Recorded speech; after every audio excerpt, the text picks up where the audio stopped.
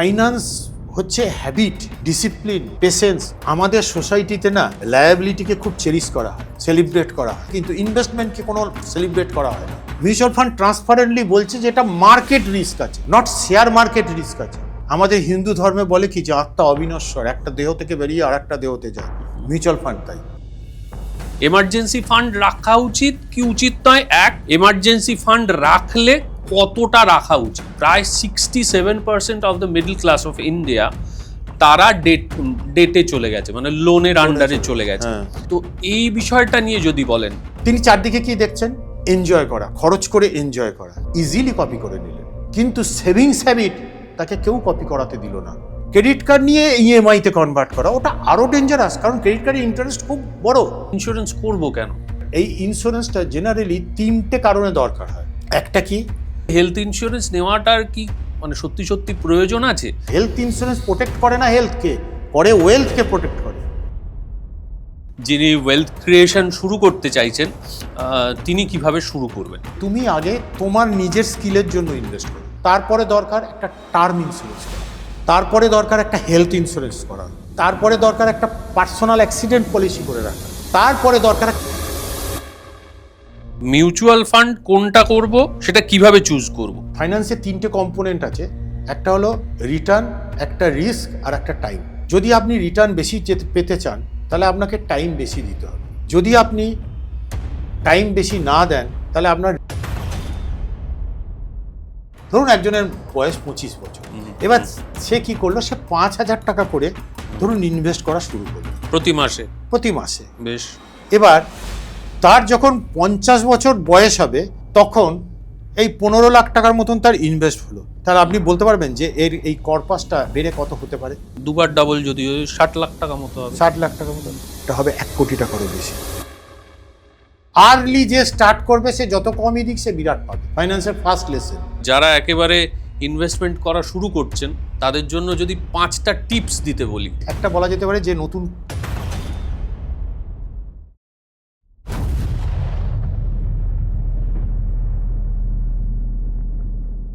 অশোকবাবু, welcome to the show. নমস্কার। একজন individual মানুষ, তিনি নিজের ফাইন্যান্সিয়াল প্রবলেম নিজেই প্ল্যান করে ম্যানেজ করতে পারেন, এরকম কিছু বিষয় নিয়ে কথা বলতে পারি আমরা শুরুতে? অবশ্যই পারি। নিজের প্ল্যান তো তিনি করবেনই, এটা তো স্বাভাবিক ব্যাপার, যে কোনো ক্ষেত্রেই সেটা হওয়া উচিত। প্ল্যানিং করে করবেন কেন? কারণ তিনি ওয়েলথ ক্রিয়েট করতে চাইছেন, তাই না? কিছু ফাইন্যান্সিয়াল গোল ফুলফিল করতে চাইছেন, তাই জন্য তো প্ল্যান করতে চাইছেন। একদম। তো এবার কি হয়, দেখুন পৃথিবীতে না ওয়েলদি হতে সবাই চায়, এরকম কেউ নেই যে চায় না। কিন্তু এই ওয়েলদি হতে গেলে যে কাজগুলোকে করা দরকার সেইটা করতে কিন্তু অনেকেই রাজি থাকে না, তার অন্য দিকের কাজগুলোকে করেন, যে কারণে গন্ডগোলটা হয়। মানে এটা যদি একটু ভেঙে বলেন তাহলে সুবিধা হয়। এই 2023 সালের নভেম্বর মাসে রিজার্ভ ব্যাঙ্ক অফ ইন্ডিয়া একটা ডেটা দিয়েছিল, ডেটাটা খুব ভালো। সেটা হচ্ছে যে ইন্ডিয়াতে দেখা গেছে যে যদি মানুষ 100 টাকা ইনভেস্ট করে তাহলে 43 টাকা তার মধ্যে ফিক্সড রিটার্ন ওরিয়েন্টেড প্রোডাক্টে ইনভেস্ট হয়। তাহলে এত টাকা মানুষ এখনো পর্যন্ত, যখন ইন্টারেস্ট রেট তখন কমে গেছে আস্তে আস্তে, তাহলে তারপরেও তিনি ওখান থেকে বেরোতে পারছেন না কেন? তার অনেক কারণ। তার একটা বড় কারণ হচ্ছে যে ফাইন্যান্সের ব্যাপারে জিনিসগুলোকে এডুকেট করার আমাদের সোসাইটিতে কোনো ব্যবস্থা নেই। কোনো স্কুল কলেজে কোনো সিলেবাসে কোথাও নেই পার্সোনাল ফাইন্যান্স নিয়ে শেখানো। বিজনেস ম্যানেজমেন্টে একটা ফাইন্যান্স নিয়ে পড়ানো হয়, কিন্তু পার্সোনাল ফাইন্যান্স সেটা কিন্তু হয় না। তাহলে এটা কোথাও শেখানো নেই। আর মানুষ শেখে কিভাবে? লোককে দেখে, কপি করে। কেউ তার ফাইন্যান্স বলবে না কাউকে। এই কারণগুলোর জন্য, মেনলি অ্যাওয়ারনেসের অভাবের জন্য এই ভুলটা কিন্তু ঘটে।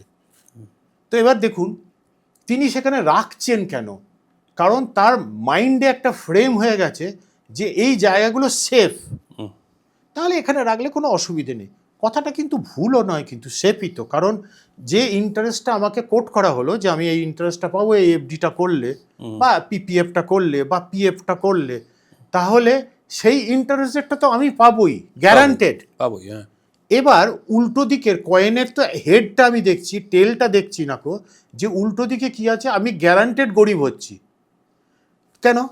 তার কারণটা হচ্ছে, দেখুন, আজ থেকে 15 বছর আগে আপনার আমার বাড়ির ছেলে মেয়েদের স্কুলে পড়ানোর যে ফিস ছিল, আজকে কি তাই আছে? না, প্রচুর বেড়ে গেছে। বহুগুণ বেড়ে গেছে। ধরুন চিকিৎসা বললে তো জেনারিক ওয়েতে হয়ে যায়। ধরুন একটা খুব simple surgery, gall bladder stone, আজ থেকে 10-15 বছর আগে যে খরচা হতো আজকে কত গুণ বেড়ে গেছে, তাই না? অত কিছুর এক্সাম্পল দেওয়ার দরকার নেই। পকেটের মধ্যে যে মোবাইলটা রয়েছে, সেই মোবাইলটাই আজ থেকে 10-15 বছর আগে কি দাম ছিল, কি সেট ছিল, আর আজকে কি হয়েছে। তার মানে এগুলো না একবার যদি কেউ পার্সেন্টেজে কষেন যে আমার এই দাম ছিল আর এই হয়েছে, তার মানে কত পার্সেন্ট, তাহলে মানে আম আর আলু তো কম্পেয়ার হয় না। পার্সেন্টে যখন কষবো তখন আমি ওই এফডির পার্সেন্ট বা রিটার্নের ইন্টারেস্টের পার্সেন্ট দেখলে বুঝবো যে ও হিউজ বেড়ে গেছে। তার মানে ইন্টারেস্ট আমি আর্ন করছি যেটা, আর আমি যেটা খরচের পরিমাণটা, সেটা কিন্তু আকাশ পাতাল তফাৎ। তার মানে কি হচ্ছে, আমি যেটা আয় করলাম আমার টাকাটা রেখে, তার থেকে আমার খরচ বেশি, মানে আমি কি হচ্ছি, বড় লোক হচ্ছি না গরিব হচ্ছি? গরিব হচ্ছি, ন্যাচারাল না? তো এবারে দেখুন, যদি ইন্টারেস্ট রেট বলেন, ইন্টারেস্ট রেট দিনে দিনে কমছে না বাড়ছে? কমে যাচ্ছে। আপনারা গুগল করলে পেয়ে যাবেন। কিন্তু 1989-এ ইন্ডিয়াতে ইন্টারেস্ট রেট ছিল কত পার্সেন্ট? 16%। তখন হয়তো সৌরভ তুমি জানবে না যে তখন যদি বাবা কাকাদের জিজ্ঞেস করা হয়, তারা বলবেন হ্যাঁ, পোস্ট অফিসে টাকা রেখে 4 বছরে ডবল হতো। হ্যাঁ হ্যাঁ হ্যাঁ, ঠিক 5 বছরে ডবল আমরা ছোটবেলাতেও শুনেছি। তারপরে প্রতি 10 বছর অন্তর অন্তর যদি ইন্ডিয়ার ইন্টারেস্ট রেটের হিস্ট্রিটা দেখা যাচ্ছে যে প্রতি 10 বছর অন্তর অন্তর 3% করে ইন্টারেস্ট কমছে। অদ্ভুত একটা ব্যাপার। তার মানে কি ঠিক 10 বছর পরেই 3% কমছে, কখনো বেড়েছে কখনো কমেছে করে, মানে অ্যাভারেজ 1969, তারপর 1989। তাহলে 1969-এ ছিল কত বললাম? 16%। ঠিক 3% কমে 1989-এ 13%। তখন হলো 5 বছরে ডবল। তারপরে 2009, 10 বছর পর, তাহলে 10%। দেখুন এইটা কিন্তু চেনা। 2009 সালে কত ব্যাংকের ইন্টারেস্ট রেট ছিল? মোটামুটি 10-এর আশেপাশে। এবার যদি 2009 থেকে আবার আমি 10 বছর যাই, তাহলে দাঁড়াচ্ছে কত? 2019। 2019-এ 7%, 3%ই কমেছে। এটা তো সকলের চেনা যে হ্যাঁ 7% ইন্টারেস্ট তো দেখেছে সবাই 2019-এ। এবার প্রশ্নটা হচ্ছে এটাকে ডিকোড করা। এটা শুধু একটা ডেটা হিসেবে নয়, যদি দেখা যায় তাহলে দেখা যাবে কি 2019-এ বললাম 7%, তাহলে আবার 10 বছর এগোই 2029, তাহলে কত হতে পারে? 4% হবে। এই অনুযায়ী 3%, এই 3% কমে 4%, তাহলে 39 গেলে 1%, 3%, 1%। তাহলে আমি জানি না এগুলো হবে কিনা, কারণ আমার হাতে ইন্টারেস্ট বাড়ানোর কমানোর যন্ত্র নেই। আমি বলছি স্ট্যাটিস্টিক্স কিন্তু এই বলছে, এবং আগামী দিনে প্রত্যেক মানুষ জানেন বোধহয়, কিন্তু মানেন না। একটু আগে আমি যেটা বললাম সেটা হচ্ছে ইন্টারেস্ট রেট যে কমবে এটা প্রত্যেকে জানে, এবং প্রত্যেকে এটাও জানেন যে এক্সপেন্সেস আমার বাড়বে। ধরুন আমি একটা এক্সাম্পল বলছি, একজনের ধরুন ফ্যামিলির এক্সপেন্ডিচার, ফ্যামিলি চালাতে গেলে এক্সপেন্ডিচার ধরুন 25,000 টাকা নর্মাল একটা বাড়িতে। তো এবার ধরুন তার এই 25,000 টাকা খরচটা তো দিনে দিনে বাড়বে। তো ধরুন তার রেট অফ ইনফ্লেশন হচ্ছে তার খরচের 5 বছরে ডবল হয়, 25,000টা 50,000। ঠিক আছে, তাহলে ওনার 10 বছর বাদ কত খরচা হবে? 25,000টা 5 বছরে 50,000, তাহলে আরো 5 বছর পর 1 লাখ টাকা।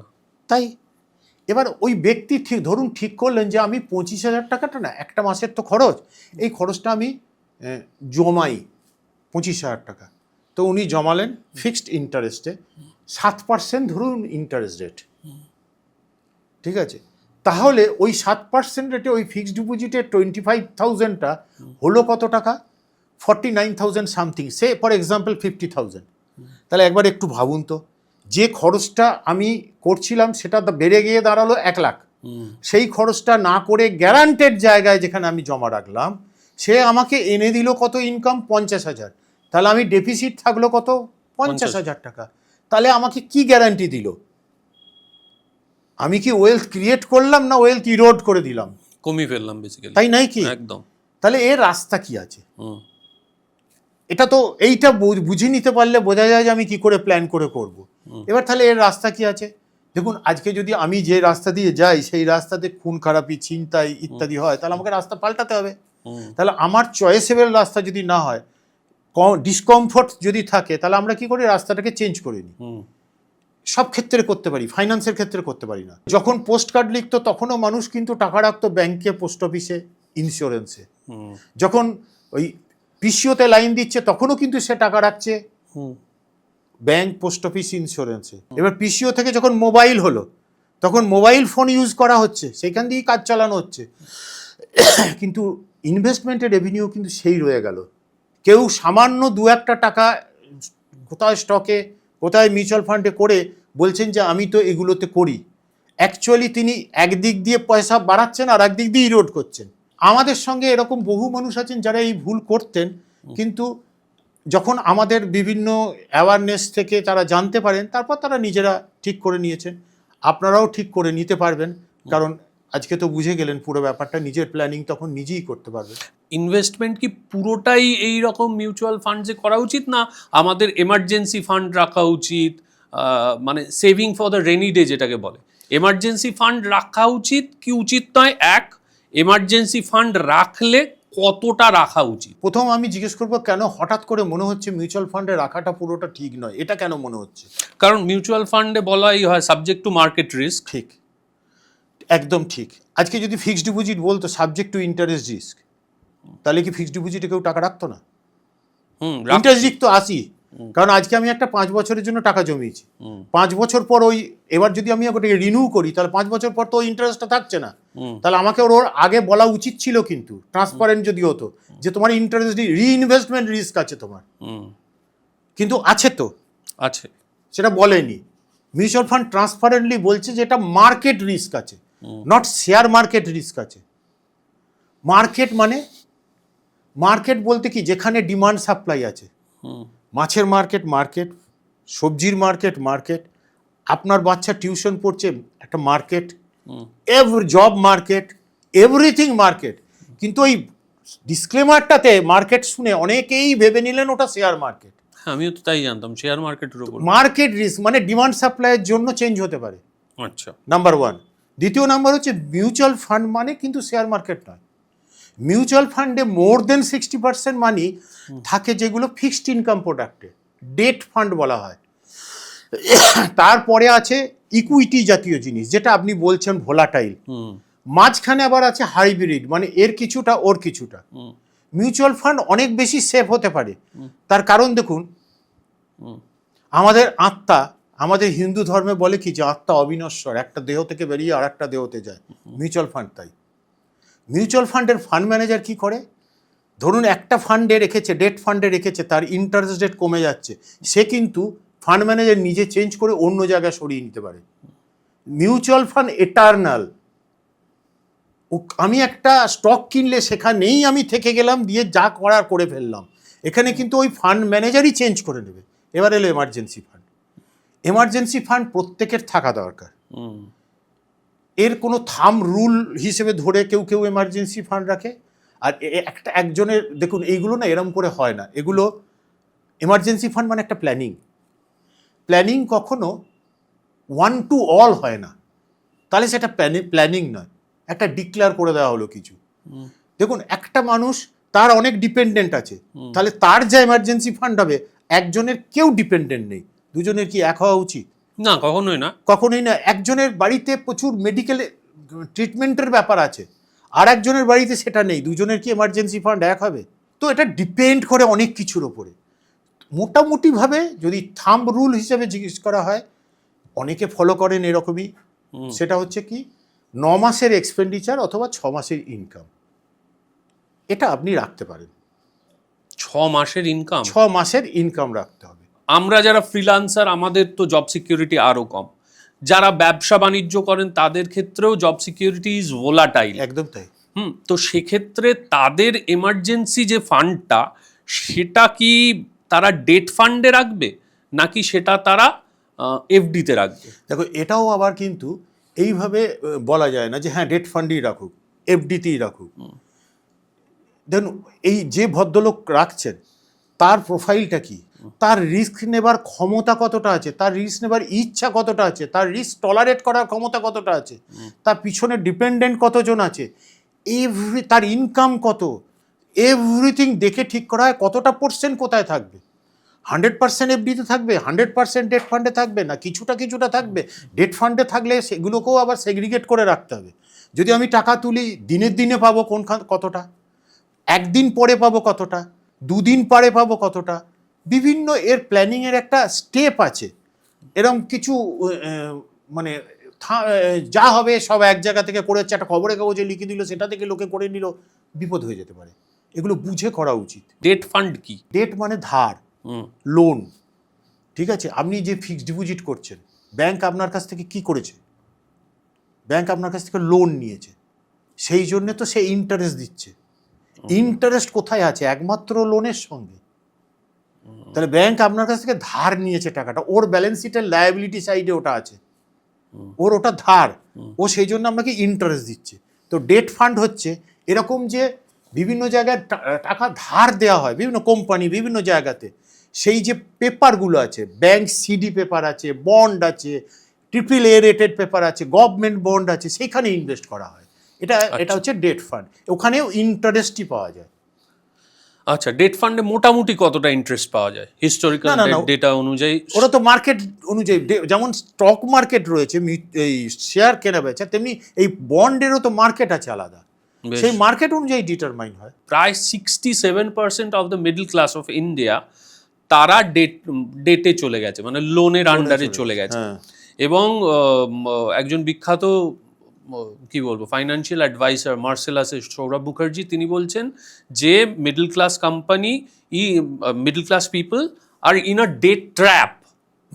তো এই বিষয়টা নিয়ে যদি বলেন। আজকে ম্যাক্সিমাম মানুষ লোনে জড়িয়ে গেছে। তো খুব সহজ ভাষায় আমরা কথা বলি, তাহলে আমার মনে হয় কাজ হবে। সেটা হচ্ছে কি, একটা মানুষ কেন লোনে জড়ায়? তার ইনকামের থেকে তার এক্সপেন্সেসটা বেশি হয়ে যাচ্ছে, রিকোয়ারমেন্টটা বেশি হচ্ছে, তাই জন্যই তো লোনের বেসিকটা আগে ফার্স্ট। ঠিক, এবার ভাবুন একজন যখন ইনকাম শুরু করছেন, তার আগে তার লোন ছিল না কিন্তু না, এবার যখন তিনি ইনকাম শুরু করছেন, তিনি চারদিকে কি দেখছেন? এনজয় করা, খরচ করে এনজয় করা, তাই না? ইজিলি কপি করে নিলেন। ঠিক, কিন্তু সেভিংস হ্যাবিট তাকে কেউ কপি করাতে দিল না। তার মানে স্পেন্ডিং হ্যাবিট অটোমেটিক্যালি তৈরি হয়, সেভিংস হ্যাবিট তৈরি করাতে হয়। তাহলে এটা স্কুল কলেজে কোথাও শেখায়নি, সোসাইটি বাড়িতেও এগুলো শেখানোর চল নেই, যার ফলে সে কিন্তু কিছু জানতে পারছে না। তো তার প্রথমে বড় জাহাজের মধ্যে না একটা ছুঁচের মতন ফুটো হয় ফার্স্ট, তারপর ওই জাহাজ কিন্তু আস্তে আস্তে আস্তে আস্তে করে মাঝ জলে ডুবে যায় লোনের জর্জরিত হয়ে। কেরিয়ারের শুরুতেই সে কি করছে? প্রথমেই লোন নিয়ে একটা বাড়ি কিনে নিল, ফ্ল্যাট কিনে নিল, কি একটা প্রপার্টি কিনে নিল কারুর কথা অনুসারে, বাড়বে এটা এত গুণ ইত্যাদি ইত্যাদি, কিনে নিয়ে বড় একটা লোনে পড়ে গেল। তার মানে বড় একটা ইএমআই, তাহলে একটা ডেট। তারপরে কি হলো? তার ক্যাশ টাইট সিচুয়েশন চলে এলো। এবার সে যাই খরচা করতে যাচ্ছে, এনজয়মেন্টটাকে তো ত্যাগ করতে পারবে না। এনজয় করতে যাচ্ছে, তখন তাকে কি করতে হচ্ছে? প্রচুর ক্রেডিট কার্ড নিতে হচ্ছে, তাই না? আরো ভয়ঙ্কর হচ্ছে, ক্রেডিট কার্ড গুড, খারাপ নয়, কিন্তু ওই ক্রেডিট কার্ডটাকে যদি আমি প্রপার ওয়েতে না ইউজ করতে পারি, তাহলে আমি নিজের ট্র্যাপে জড়াচ্ছি। ক্রেডিট কার্ড নিয়ে ইএমআইতে কনভার্ট করা, ওটা আরও ডেঞ্জারাস, কারণ ক্রেডিট কার্ডের ইন্টারেস্ট খুব বড়, বেশি। তারপর ফোন আসছে কি যে আপনার একটা প্রি অ্যাপ্রুভড লোন স্যাংশন হয়ে গেছে, রাইট। তো এবার যার এনজয়মেন্ট আছে সে কি করছে? খাচ করে খাচ্ছে, একদম চিংড়ি মাছের টোপের মতো, তাই না? এইভাবে কিন্তু সে লোনে কিন্তু জড়াচ্ছে, এরকম বিভিন্ন কারণের জন্য লোনে জড়াচ্ছে। এবার এইটা হলে কি হয় বলুন তো? এই লোনে জড়াতে জড়াতে একটা মানুষ একটা সময়তে গিয়ে না সে নিজেই নিজেকে চিনতে পারে না, বিধ্বস্ত হয়ে যায়, কি করব ঠিক করতে পারছে না। তো তখন দেখুন অ্যাকচুয়ালি কি জানেন তো, বেশিরভাগ মানুষ জানেই না যে আমি কোথায় যেতে চাই। যদি কেউ ক্লিয়ার থাকে, মেন্টালি ক্ল্যারিটি থাকে যে আমি কোথায় যেতে চাই, সারা পৃথিবী তাকে রাস্তা দেখানোর জন্য রেডি আছে। আর যদি তার এই ক্ল্যারিটিটা না থাকে, যার এই মেন্টাল ক্ল্যারিটি আছে, তার জন্য যার এই মেন্টাল ক্ল্যারিটি নেই তাকে কিন্তু সারা জীবন কাজ করে যেতে হয়। এই ক্ল্যারিটিটা থাকে না, তার কারণ তার নলেজ নেই।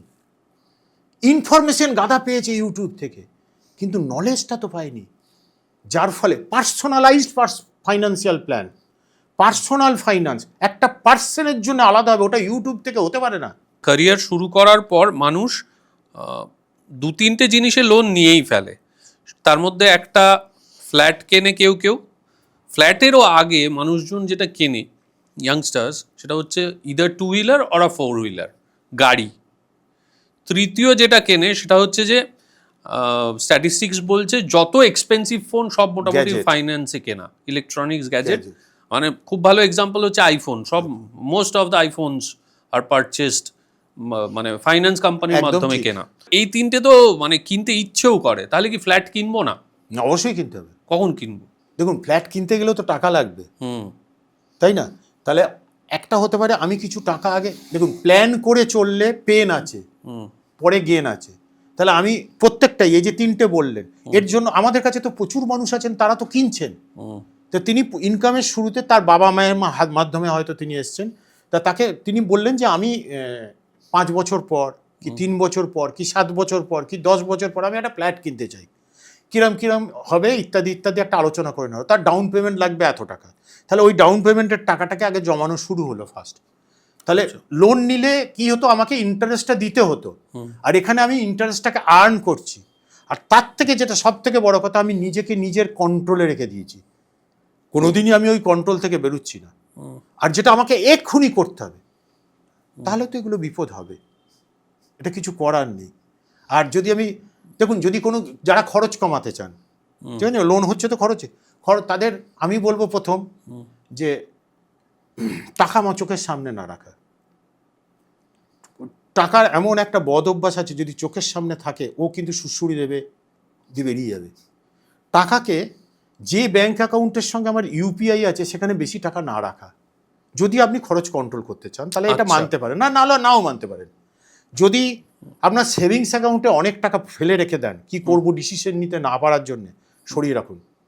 আমাদের সঙ্গে বহু মানুষ যুক্ত আছেন যাদের alternative savings account bank mutual ফান্ডে আছে, তাদের করা আছে, কারণ চোখের সামনে থেকে বেরিয়ে গেল, যেদিন লাগবে নিয়ে নেবেন। যেদিন লাগবে নিয়ে নেবো, মানে আমার ধরে নাও আমার সেভিংস অ্যাকাউন্টে কোনো একটা সময় 3 লাখ টাকা এলো, ঠিক আছে, তো আপনি কিছুটা মনে করলে 1 লাখ টাকা ধরো আমি ভাবলাম ব্যাংকে রাখলে, বাকি 2 লাখ টাকা কি করবো, তোমাকে দিয়ে দিলাম।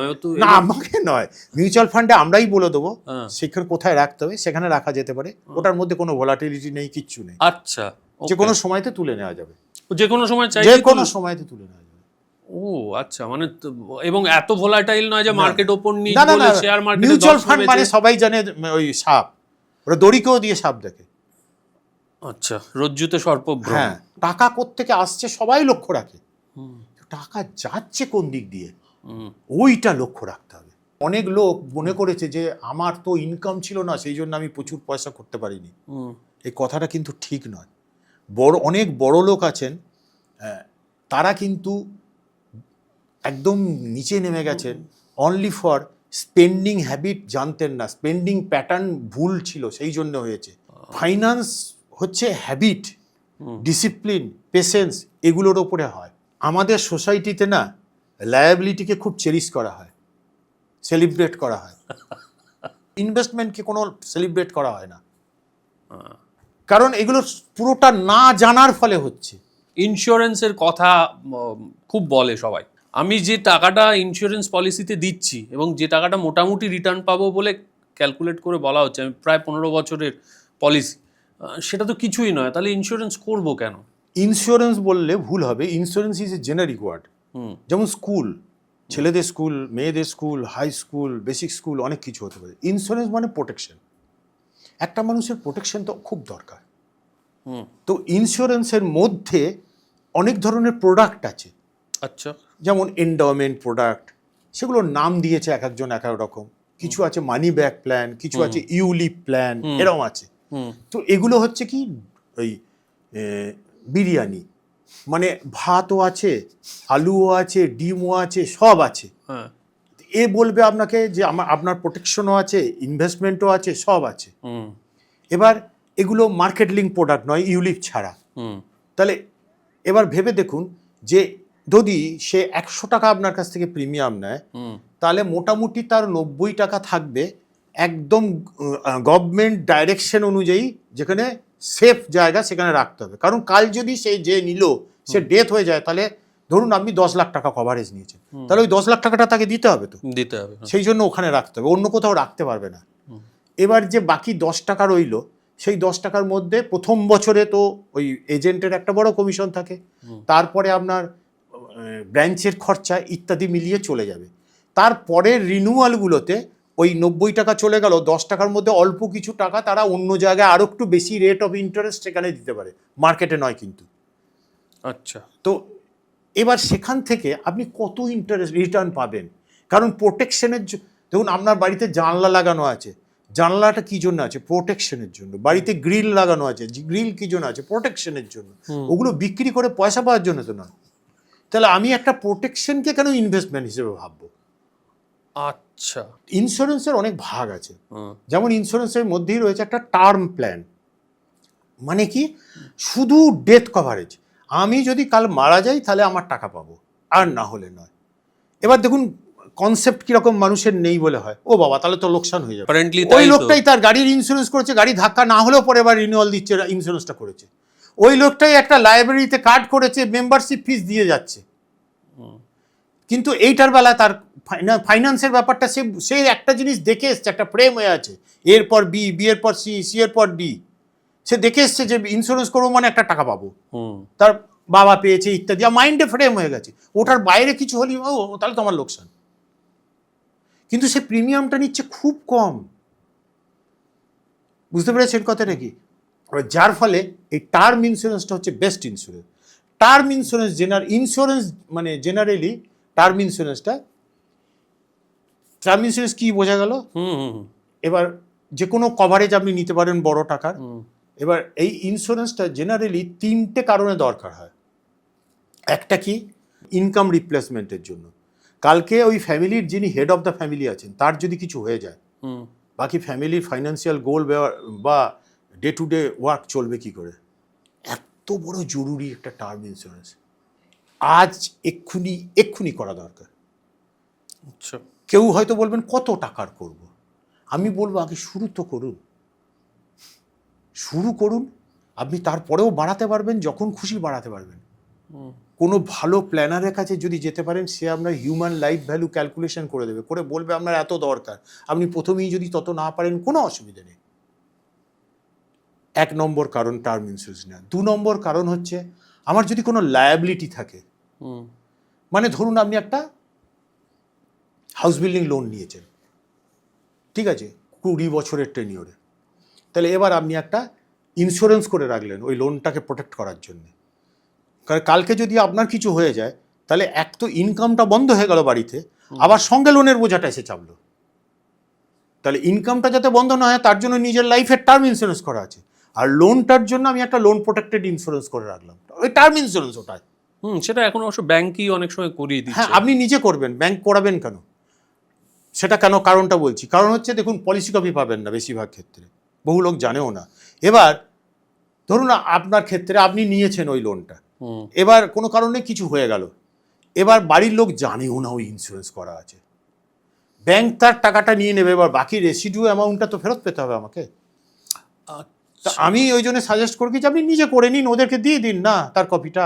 এইবার মানুষের চেতনা কীরকম হয় জানেন তো, বলবো। ধরুন কেউ 20 বছরের টেনিওরে নিয়েছে, তো এবার যখন ইন্স্যুরেন্সটা নিতে যাচ্ছে বলছে না টার্ম ইন্স্যুরেন্স তো, এ তো কিছু ফেরত পাওয়া যায় না, তুমি এটাকে 40 বছর করে দাও। হ্যাঁ, যদি মরে যাই তো বলা তো যায় না, পেয়ে যাব কিছু। এবার কি হয়, আমি এগুলো দেখেছি প্র্যাকটিক্যালি, এ তো কিছুই পাও না হলে। তো আমার বাবা কাকা 60-এ মারা গেছে, আমার আজকে 40 বছর বয়স, আমি তখন পেয়ে যাবে আমার ফ্যামিলি কিছু, এরকম বলে অনেকে। দেখুন কীরকম ক্ষতি করে। দেখুন, তিনি যদি 20 বছরের টেনিওর নিতেন, ধরুন তার প্রিমিয়াম কত ওই ধরুন না রাফলি 1000-500 টাকা পড়তো হয়তো। এবার তিনি যদি ওইটা 40 বছর করে দিলেন, তাহলে ধরুন তার প্রিমিয়াম হয়ে গেল 12,000 টাকা। তাহলে 5,000 টাকা এক্সট্রা দিতে হচ্ছে, আমার ওই টেনিওরটা দরকার ছিল না, 20 বছরের আগেই লোন শোধ হয়ে যাবে, করার জন্যে 5,000 টাকা এক্সট্রা দিতে হচ্ছে। তাহলে এই 5,000 টাকা করে যদি তিনি মাসে মাসে এসআইপি করেন, তাহলে 1 কোটি টাকার কাছাকাছি হয়ে যাবে। 5,000 টাকা এসআইপি করে 1 কোটি টাকা? তার বেশি হবে। 3 নম্বর কারণে আজকাল অনেকে করেন, সেটা হচ্ছে কি, যে সেটা হচ্ছে তারা নিজেরা না টাকা পয়সা খুব একটা জমাতে পারে না। তখন তাদের মধ্যে একটা ভয় থাকে যে আমি যদি কাল মারা যাই, কিছুই তো পাবে না, আমার তো রিটায়ারমেন্টের পরেও সেরকম কিছু থাকবে না, তা কি হবে, ও তো বিপদ হয়ে যাবে। তো তিনি একটা টার্ম ইন্স্যুরেন্স করে রেখে দিলেন, ধরুন 1 কোটি টাকার টার্ম ইন্স্যুরেন্স করে রেখে দিয়েছেন। এবার ওই প্রিমিয়ামটা দিয়ে যান, এবার হোল লাইফ পলিসি নিয়ে নিয়েছেন। আচ্ছা, ঠিক আছে, এবার একদিন তো মারা যাবে নি, চলো আমার ফ্যামিলির বেনিফিশিয়ারি যারা আছে তাদের জন্য একটা তো কিছু যাবে, আমি জমাতে পারি না, আমার হ্যাবিট নেই সেরকম, এরকমের জন্য অনেকে করেন। কিন্তু তো এই 3টে কারণে মেনলি টার্ম ইন্স্যুরেন্স করা হয়। মধ্যবিত্ত নিম্নবিত্তে পরিণত হতে পারে একটা মেডিকেল এমার্জেন্সি হলে। হ্যাঁ, এখন সবাই সে সম্পর্কে সচেতন হয়েছে এবং মোটামুটি সকলেই হেলথ ইন্স্যুরেন্স নিচ্ছে। হ্যাঁ, কিন্তু হেলথ ইন্স্যুরেন্স নেওয়াটার কি মানে সত্যি সত্যি প্রয়োজন আছে? কারণ অনেক ক্ষেত্রেই দেখা যায় ক্লেম হলে মেডিক্লেম কোম্পানি বলছে এইটার খরচ দেব না, ওইটার খরচ দেব না, এই ক্লেম পেতে অসুবিধে, বহু মানুষ নানা রকম ভোগান্তির মুখে পড়েন। মেডিক্লেম করব না করব না? হেলথ ইন্স্যুরেন্স আপনি বললেন, আমি বলবো নামটা না এখন থেকে যদি আমরা বলা শুরু করি হসপিটালাইজেশন হেলথ ইন্স্যুরেন্স, তাহলে ভালো হয়। কারণ বহু লোক বলেন আমি তো হেলথ ইন্স্যুরেন্স করেছি, আমি বাড়িতে বসে চিকিৎসা করাবো, তার জন্য কেন পাবো না, ইত্যাদি ইত্যাদি, আমার তো হসপিটালে ভর্তি কেন হতে হবে। এই পলিসিটাই হচ্ছে হসপিটালে ভর্তি হয়ে যদি আমি চিকিৎসা করাই, তার চিকিৎসা খরচটা হেলথ ইন্স্যুরেন্স কোম্পানি দেবে। সেজন্য এটা হচ্ছে হসপিটালাইজেশন হেলথ ইন্স্যুরেন্স, 1 নম্বর। দ্বিতীয় হচ্ছে তার বাইরে করলে ক্লেম পাবেন না। আপনি বলেছেন যে কি কি কারণে ক্লেম দেয় না বা ইত্যাদি ব্যাপারটা হয়। যে কোনো হেলথ ইন্স্যুরেন্সের একটা যখন করা হয়, তার থেকে 30 ডেজ অনলি অ্যাক্সিডেন্টের কারণে যদি হসপিটালে ভর্তি হয় আলাদা কথা, ক্লেম পাবে, আদারওয়াইজ ক্লেম পাওয়া যাবে না কোনো কিছুর জন্য, অনলি ওই 30 ডেজ, এই ইনিশিয়াল ডে পিরিয়ডটা। নেক্সট আছে পিরিয়ডিক ইলনেস পিরিয়ডের জন্য করা আছে। সেটা কি এই আইআরডিএ 17টা ডিজিজ ঠিক করে দিয়েছে, এই গল ব্লাডার স্টোন, হার্নিয়া, এই টাইপের। এইগুলোর জন্যে 2 বছর 3 বছর, 2 বছরই বেশিরভাগ হয়, তারা ওয়েটিং পিরিয়ড দিয়ে দিয়েছে যে এই এই এই রোগগুলো 17টা রোগ হলে আমরা ক্লেম দেবো না। এবার তিনি পলিসি কপি পড়েননি, তাকে যে করিয়েছে সেও বোঝায়নি, এবার তিনি তার ওই রকম 2 বছরের মধ্যেই হয়েছে, এবার তিনি বলেন ক্লেম দিল না, এরা বদমাইশ চুরি করছে। অ্যাকচুয়াল ব্যাপারটা কি সেটা হচ্ছে এইগুলো। নেক্সট হচ্ছে প্রি এক্সিস্টিং ডিজিজের জন্য যদি থাকে, তাহলে তার জন্য ওয়েটিং পিরিয়ড থাকে। মানে আমি ইন্স্যুরেন্স যখন নিতে গেলাম, তখন আমার ধরুন হার্টের প্রবলেম আছে, কি সুগার আছে, কি থাইরয়েড আছে, ইত্যাদি ইত্যাদি। এবার এগুলো প্রথম নম্বর হচ্ছে এগুলোকে ডিসক্লোজ করা দরকার। এগুলো চেপে গেলে তো ক্লেম এমনিই পাবে না। আর যদি ডিসক্লোজ করা হয়, তাহলে ওই ইন্স্যুরেন্স কোম্পানি ওই রোগগুলোর জন্য একটা সার্টেন পিরিয়ড সেটা তারা ঠিক করে, যে বলে যে আমি এই রোগগুলোর জন্য আমি 3 বছর ক্লেম দেবো না, এরকম একটা ওয়েটিং দিয়ে দিতে পারে। আচ্ছা, তারপরে আর একটা হচ্ছে, হ্যাঁ এটা একটা খুব ভয়ঙ্কর ক্লজ, যে রুম রেন্ট লিমিটেশন ক্লজ।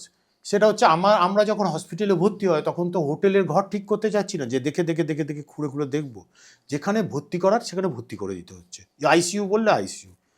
এবার তার ভাড়া কত, আমার পলিসিতে কত করা আছে, এগুলো প্র্যাকটিক্যালি দেখা সম্ভব না। এইবার তিনি ওই পলিসির মধ্যে বলা আছে যে তোমার এত টাকার বেশি রুম রেন্ট আমি অ্যালাউ করব না। ধরুন পলিসিতে বলা আছে 5,000 টাকার বেশি রুমে তুমি যদি চিকিৎসা করাও, তাহলে তুমি এক্সট্রা যেটা হবে তোমাকে পে করতে হবে। তাহলে এবার আমাকে নিয়ে গিয়ে ভর্তি করা হলো 10,000 রুপিজের রুমে, আইসিইউ চার্জ ধরুন ওই রকম। তো এবার 3 দিন 4 দিন আমায় থাকতে হয়েছে। তা আমি বললাম 4-5-20,000 টাকা ঠিক আছে দিয়ে দেবো আমি, কিন্তু ক্যালকুলেশনটা এরকম নয়। ক্যালকুলেশনটা কী হবে, ওই 5,000 টাকার রুমের যে ডাক্তারের খরচ, ওষুধের খরচ, হ্যাঁ তেন আছে না, আর সেটা যখন 10,000 হবে প্রোরাটা বেশি সে বেড়ে যাবে। তো ওটা একটা বিরাট টাকার ডিফারেন্স হয়ে যায় এই রুম রেন্ট ক্লজ। তার মানে পলিসি একজন কেনার সময়তে তাকে কত কি দেখে নিতে হবে, বুঝতে পারছেন? এইগুলো যদি দেখে না নেওয়া হয়, তাহলে কিন্তু ওই যে বললেন বড় লোক থেকে গরিব হয়ে যেতে পারে, থেকেও গরিব হয়ে যেতে পারে। তারপরের নাম হচ্ছে কোপে ক্লজ। অনেক পলিসিতে না প্রিমিয়ামটা কম লাগে, কিন্তু এই কোপে ক্লজ লাগানো আছে। কীরকম? যখন ক্লেম হবে তখন ধরুন বলে দিয়েছে 75% দেবে ইন্স্যুরেন্স কোম্পানি, 25% যার পলিসি তাকে দিতে হবে, কি 30% তাকে দিতে হবে, ও 70% দেবে, এরকম ক্লজ আছে। এবার 5 লাখ টাকা ক্লেম হলো, তাকে এবার হসপিটাল চাইছে 1.5 লাখ টাকা আমাকে দিন, তখন বলছে দেখেছো ক্লেম দেয় না। তো ওটা তো ইনবিল্ড আছে ওর মধ্যে। তারপরে হচ্ছে সার্জিক্যাল কেস লিমিট, অনেক সার্জারি আছে তাতে, অনেক পলিসি আছে তাতে লিমিট লাগিয়ে রেখে দিয়েছে যে এই সার্জারি করলে আমি এর বেশি কিন্তু দেবো না। তো তার জন্য পয়সাও তো কম নিচ্ছে সে, সস্তায় মজবুত তো হবে না। তারপরে ধরুন ডিজিজ ওয়াইজ সাবলিমিট, এমন কিছু কিছু পলিসি আছে সে বিভিন্ন ডিজিজের ক্ষেত্রে সাবলিমিট করে রেখেছে। অনেক পলিসি আছে যাদের ক্ষেত্রে এই কোনো রকম রেস্ট্রিকশন নেই, অনেক পলিসি আছে। রিজনেবল কাস্টমারি ক্লজ, কি একটা ধরুন কারুর চিকিৎসা হলো একটা হসপিটালে, এবার তার বিল হলো, সব হলো, ইত্যাদি ইত্যাদি। এবার ইন্স্যুরেন্স কোম্পানি বলছে যে তোমার চিকিৎসার যে এই এই এই এই এই এই ইয়েতে খরচ নেওয়া হয়েছে এটা একটু বেশি নেওয়া হয়েছে, এই ক্যাটাগরির হসপিটালে বাকিরা নেয় এই, আমি তার বেশি দেবো না তোমাকে। বুঝতে পারছি, এটা ওর ক্লজে আছে বলে ওই কথাটা বলছে। দেখুন অ্যাকচুয়ালি কি হয় বলুন তো, হেলথ ইন্স্যুরেন্স কনসেপ্টটাকে মানুষজন অনেকে না ঠিক মতন করে বুঝতে পারেননি। এই কারণে বেশিরভাগ ক্ষেত্রে গন্ডগোলটা হয় যে হেলথ ইন্স্যুরেন্স কনসেপ্টটা কি। ধরুন আপনি ধরুন একটা 5 লাখ টাকার পলিসি করেছেন, ধরুন আপনার প্রিমিয়াম হচ্ছে 20,000 টাকা করে, ঠিক? এবার আপনি ধরুন 4 বছর পলিসিটার প্রিমিয়াম দিলেন, তাহলে দিলেন কত টাকা? 20,000 টাকা করে 4 বছরে, মানে 80,000 টাকা। 80,000 টাকা দিলেন। এবার 4 বছর পর আপনার একটা ক্লেম হলো, সেখানে ধরুন ক্লেমটাতে ধরুন 3.5 লাখ টাকা ক্লেম লাগলো, তাহলে ইন্স্যুরেন্স কোম্পানি কত দেবে? ওই ক্লেমটার জন্য দিতে হবে তাকে 3.5 লাখ টাকা। আপনি দিয়েছেন কত টাকা? 80,000 টাকা। তাহলে কে বেশি দিল? কোম্পানি দিল। কোম্পানি দিল। এই জন্য রিস্কটা কে নিচ্ছে? এবার পরের বছর যদি আবার রোগ হয় আপনার, আবার দেবে কিন্তু, বা আবার তার পরের বছর ফ্যামিলির কিছু হয়েছে, আবার দেবে, ও দিতে বাধ্য। তাহলে রিস্কটা কে নিচ্ছে? Insurance company. আমার রিস্ক নিচ্ছে, এবার কিসের রিস্ক নিচ্ছে?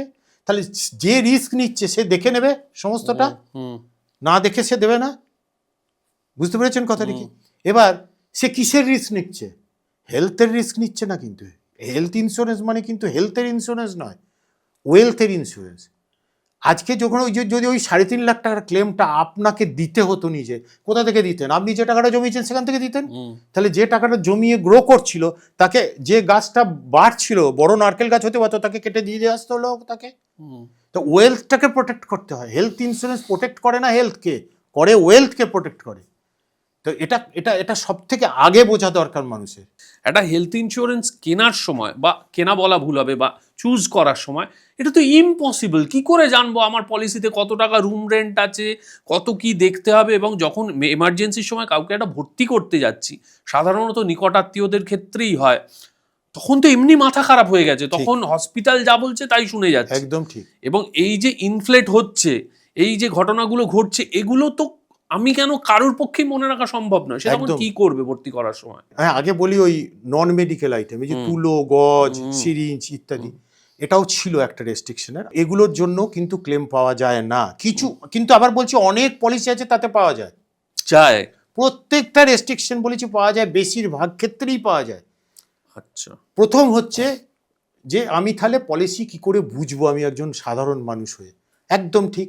আমি কি সাধারণ মানুষ হয়ে রকেট কি করে তৈরি করে বুঝি?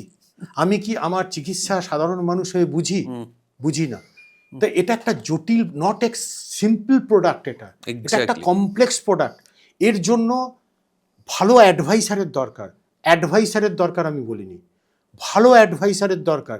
কারণ যার আপডেশন আছে, নিজের নলেজ আছে, আপডেশন আছে, এবং তার থেকেও বড় জিনিস যেটা, সেটা হচ্ছে ক্লেম ম্যানেজমেন্ট টিম আছে কি তার।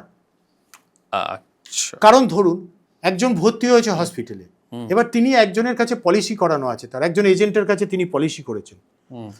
এবার প্রথম নম্বর হচ্ছে সেই বাড়ির যদি হেড অফ দ্য ফ্যামিলি হয়, বেশিরভাগ ক্ষেত্রে দেখা যায় যে তিনি সব জানেন, বাড়ির কেউ কিচ্ছু জানে না। এর থেকে বড় রিস্ক ফাইন্যান্সের আর কিচ্ছু নেই। তো এবারে তিনি হসপিটালে ভর্তি হয়েছেন, এবার কোথায় ফোন করবে, কাকে ফোন করবে, কে ফোন করবে, কিছু জানে না। এবার ধরুন তিনি নন, বাড়ির অন্য কেউ ভর্তি হয়েছে, এবার তিনি ধরুন আমার কাছে করেছেন, এবার আপনি আমাকে ফোন করছেন, এই যে আমি এখন এখানে বসে আপনার সঙ্গে কথা বলছি, আমার তো ফোন অফ আছে, তাহলে আপনি তো পাবেন না, তাহলে আপনার কি হবে এখন? কোনো একদম যেন অন্যভাবে কেউ না নেন, কোনো ব্যক্তি বিশেষের থেকে বেটার হবে একটা সংস্থা, একটা অর্গানাইজেশনকে দেখুন, কারণ সেখানে একজন নয় একাধিক ব্যক্তি আছে, তাদের একটা ক্লেম ম্যানেজমেন্ট টিম আছে। যেমন আমাদের ক্ষেত্রে আমি বলতে পারি, আমরা কোনো কোম্পানি, ইন্স্যুরেন্স কোম্পানি এজেন্ট নই, আমাদের একটা কোম্পানি আছে যেটা IRDA-তে সেই কোম্পানিটাই অ্যাপ্রুভড। আচ্ছা, যার ফলে আমরা এভরি কোম্পানির ইন্স্যুরেন্স করতে পারি। এবং আমাদের কাছে যদি কারোর ক্লেম হয়, আমাদের একটা ডেডিকেটেড ফোন নাম্বার আছে, ওই নাম্বারটাতে যদি বাড়ির কেউ একটা ফোন করে দেয়, রাত্রিরে হোক যখন হোক, ফোনটা প্রথম কথা খুব রাত্রিরে হলে ছাড়া কেউ না কেউ ধরবে, কারণ ওটা রাউট করে করে সিস্টেম তৈরি করা আছে, যেমন অ্যামাজনের লোকে ফোন করে, ধরবেই। আবার যদি রাত্রিরে হয়, সে মেসেজ ছেড়ে রেখে দিল, সকালবেলাতেই তাকে এন্টারটেন করা হবে। এবং তার জন্যে তার ডেডিকেটেড একজন ক্লেম ম্যানেজমেন্ট এক্সপার্ট তার জন্য ডেডিকেটেডলি থাকে, এবং সে সমস্ত কিছুটা দেখবে যতক্ষণ না তিনি ডিসচার্জ হয়ে বাড়ি যাচ্ছেন।